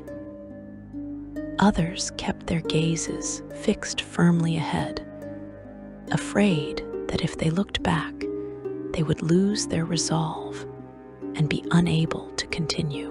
All wept, tears streaming down faces that had witnessed centuries, but had never known grief quite like this. The journey to the coast took weeks. Along the way, they passed other groups of elves also making the retreat, families and houses and entire communities, all moving toward the ships that would carry them to Evermeet. The roads became processionals of sorrow, long lines of refugees from an undeclared war, carrying what remained of lives that had spanned centuries. They shared camps at night, and around the fires, they sang songs and told stories, trying to maintain some connection to their culture, even as they fled from the lands where that culture had developed. At the coast, a fleet of elven ships waited. These were vessels of extraordinary craftsmanship, built with magic as much as physical labor, capable of sailing beyond the edges of known seas to reach Evermeet's hidden shores. The ships were beautiful, but to the elves boarding them, they looked like coffins, like the conveyances that would carry them away from everything they knew and loved. House Moonwhisper boarded their assigned vessel along with several other houses. As the ship prepared to depart, Laeral stood at the rail and looked back at the land. Somewhere beyond the horizon lay the forest that had been her home, the trees she would never see again, the graves she was abandoning. She thought of Valanth, buried in soil that would soon be trampled by human boots, and she wondered if she was honoring her daughter's memory or betraying it by leaving. The ship sailed, and the coast of Faerûn receded into the distance and finally vanished entirely. Around Laeral, other elves stood in silence, or wept, or sang songs of farewell. The journey to Evermeet would take weeks, crossing seas that were more legend than geography, navigating by magic and faith. And at the end of that journey, they would begin the difficult work of building new lives in a place they had never been, of maintaining culture without the context that had given it meaning, of becoming a people in exile from their own history. The retreat continued for years as more and more elves made the choice to leave. Not all went. Some remained in Faerûn, determined to hold onto their homes regardless of cost. These remnant populations became isolated and diminished, shadows of what they had been. But they endured out of sheer stubbornness and love for the lands they refused to abandon. Those who left settled in Evermeet and tried to rebuild what they had lost, tried to create a society that preserved Elven culture, even though the context that had created that culture no longer existed. The retreat stands in Elven memory as one of the great sorrows, comparable to the fall of myth Drannor or the creation of the Drow. It represents the acknowledgement that the age of elves had ended, that the world belonged now to younger races who did not share Elven values or respect Elven achievements. It speaks to the terrible weight of immortality, of living long enough to see everything you love diminish and die, of carrying memories that span millennia while the world around you forgets who you are and what you once meant. But the retreat also speaks to resilience, to the Elven determination to preserve what matters even when preservation requires sacrifice. By leaving, the elves saved their culture from being slowly absorbed and destroyed by human civilization. In Evermeet, they maintained traditions that would have been lost had they remained. They created a place where Elven children could grow up knowing their heritage, where the songs and stories and values of their people could continue uncompromised by outside pressure. The choice between staying and leaving, between fighting and fleeing, between holding onto the past and accepting change remains one that individual elves still face. The retreat was not a single moment, but an ongoing process, a question that each generation must answer anew. What does it mean to be an elf in a world that has moved beyond the age of elves? How do you maintain identity when the context that created that identity no longer exists? These are the questions that House Moonwhisper and countless others carried with them as they sailed toward Evermeet. And they are questions that their descendants continue to wrestle with to this day.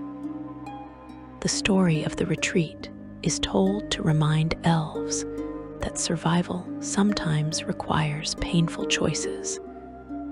That wisdom means knowing when to fight and when to preserve strength for another day. That love for what you are leaving can coexist with the necessity of departure. It honors both those who went and those who stayed, acknowledging the courage required for either choice. And it serves as a permanent reminder that the world changes, that even immortal races must adapt or perish, and that sometimes the greatest act of defiance is not standing firm, but knowing when to let go.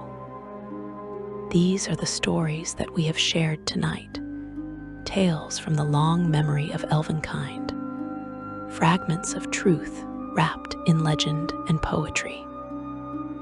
Each story speaks to some aspect of what it means to be one of the fair folk, to live for centuries while the world changes around you, to carry within yourself both divine spark and wild nature, mortal concerns and immortal perspective. The elves have endured through ages that would have destroyed lesser peoples. And they have endured because they remember, because they tell these stories, because they understand that memory is the truest form of immortality. If you have found beauty or meaning in these tales, if they have spoken to something within you, or helped you understand the elven heart a little better, then please consider supporting this work. Like this video, subscribe to the channel, share these stories with others who might appreciate them. The old tales survive only when they are told and retold, passed from one generation to the next, and your support helps ensure that they will continue to find audiences who will listen and remember. Until we meet again, may your path be lit by starlight. May your heart be open to beauty.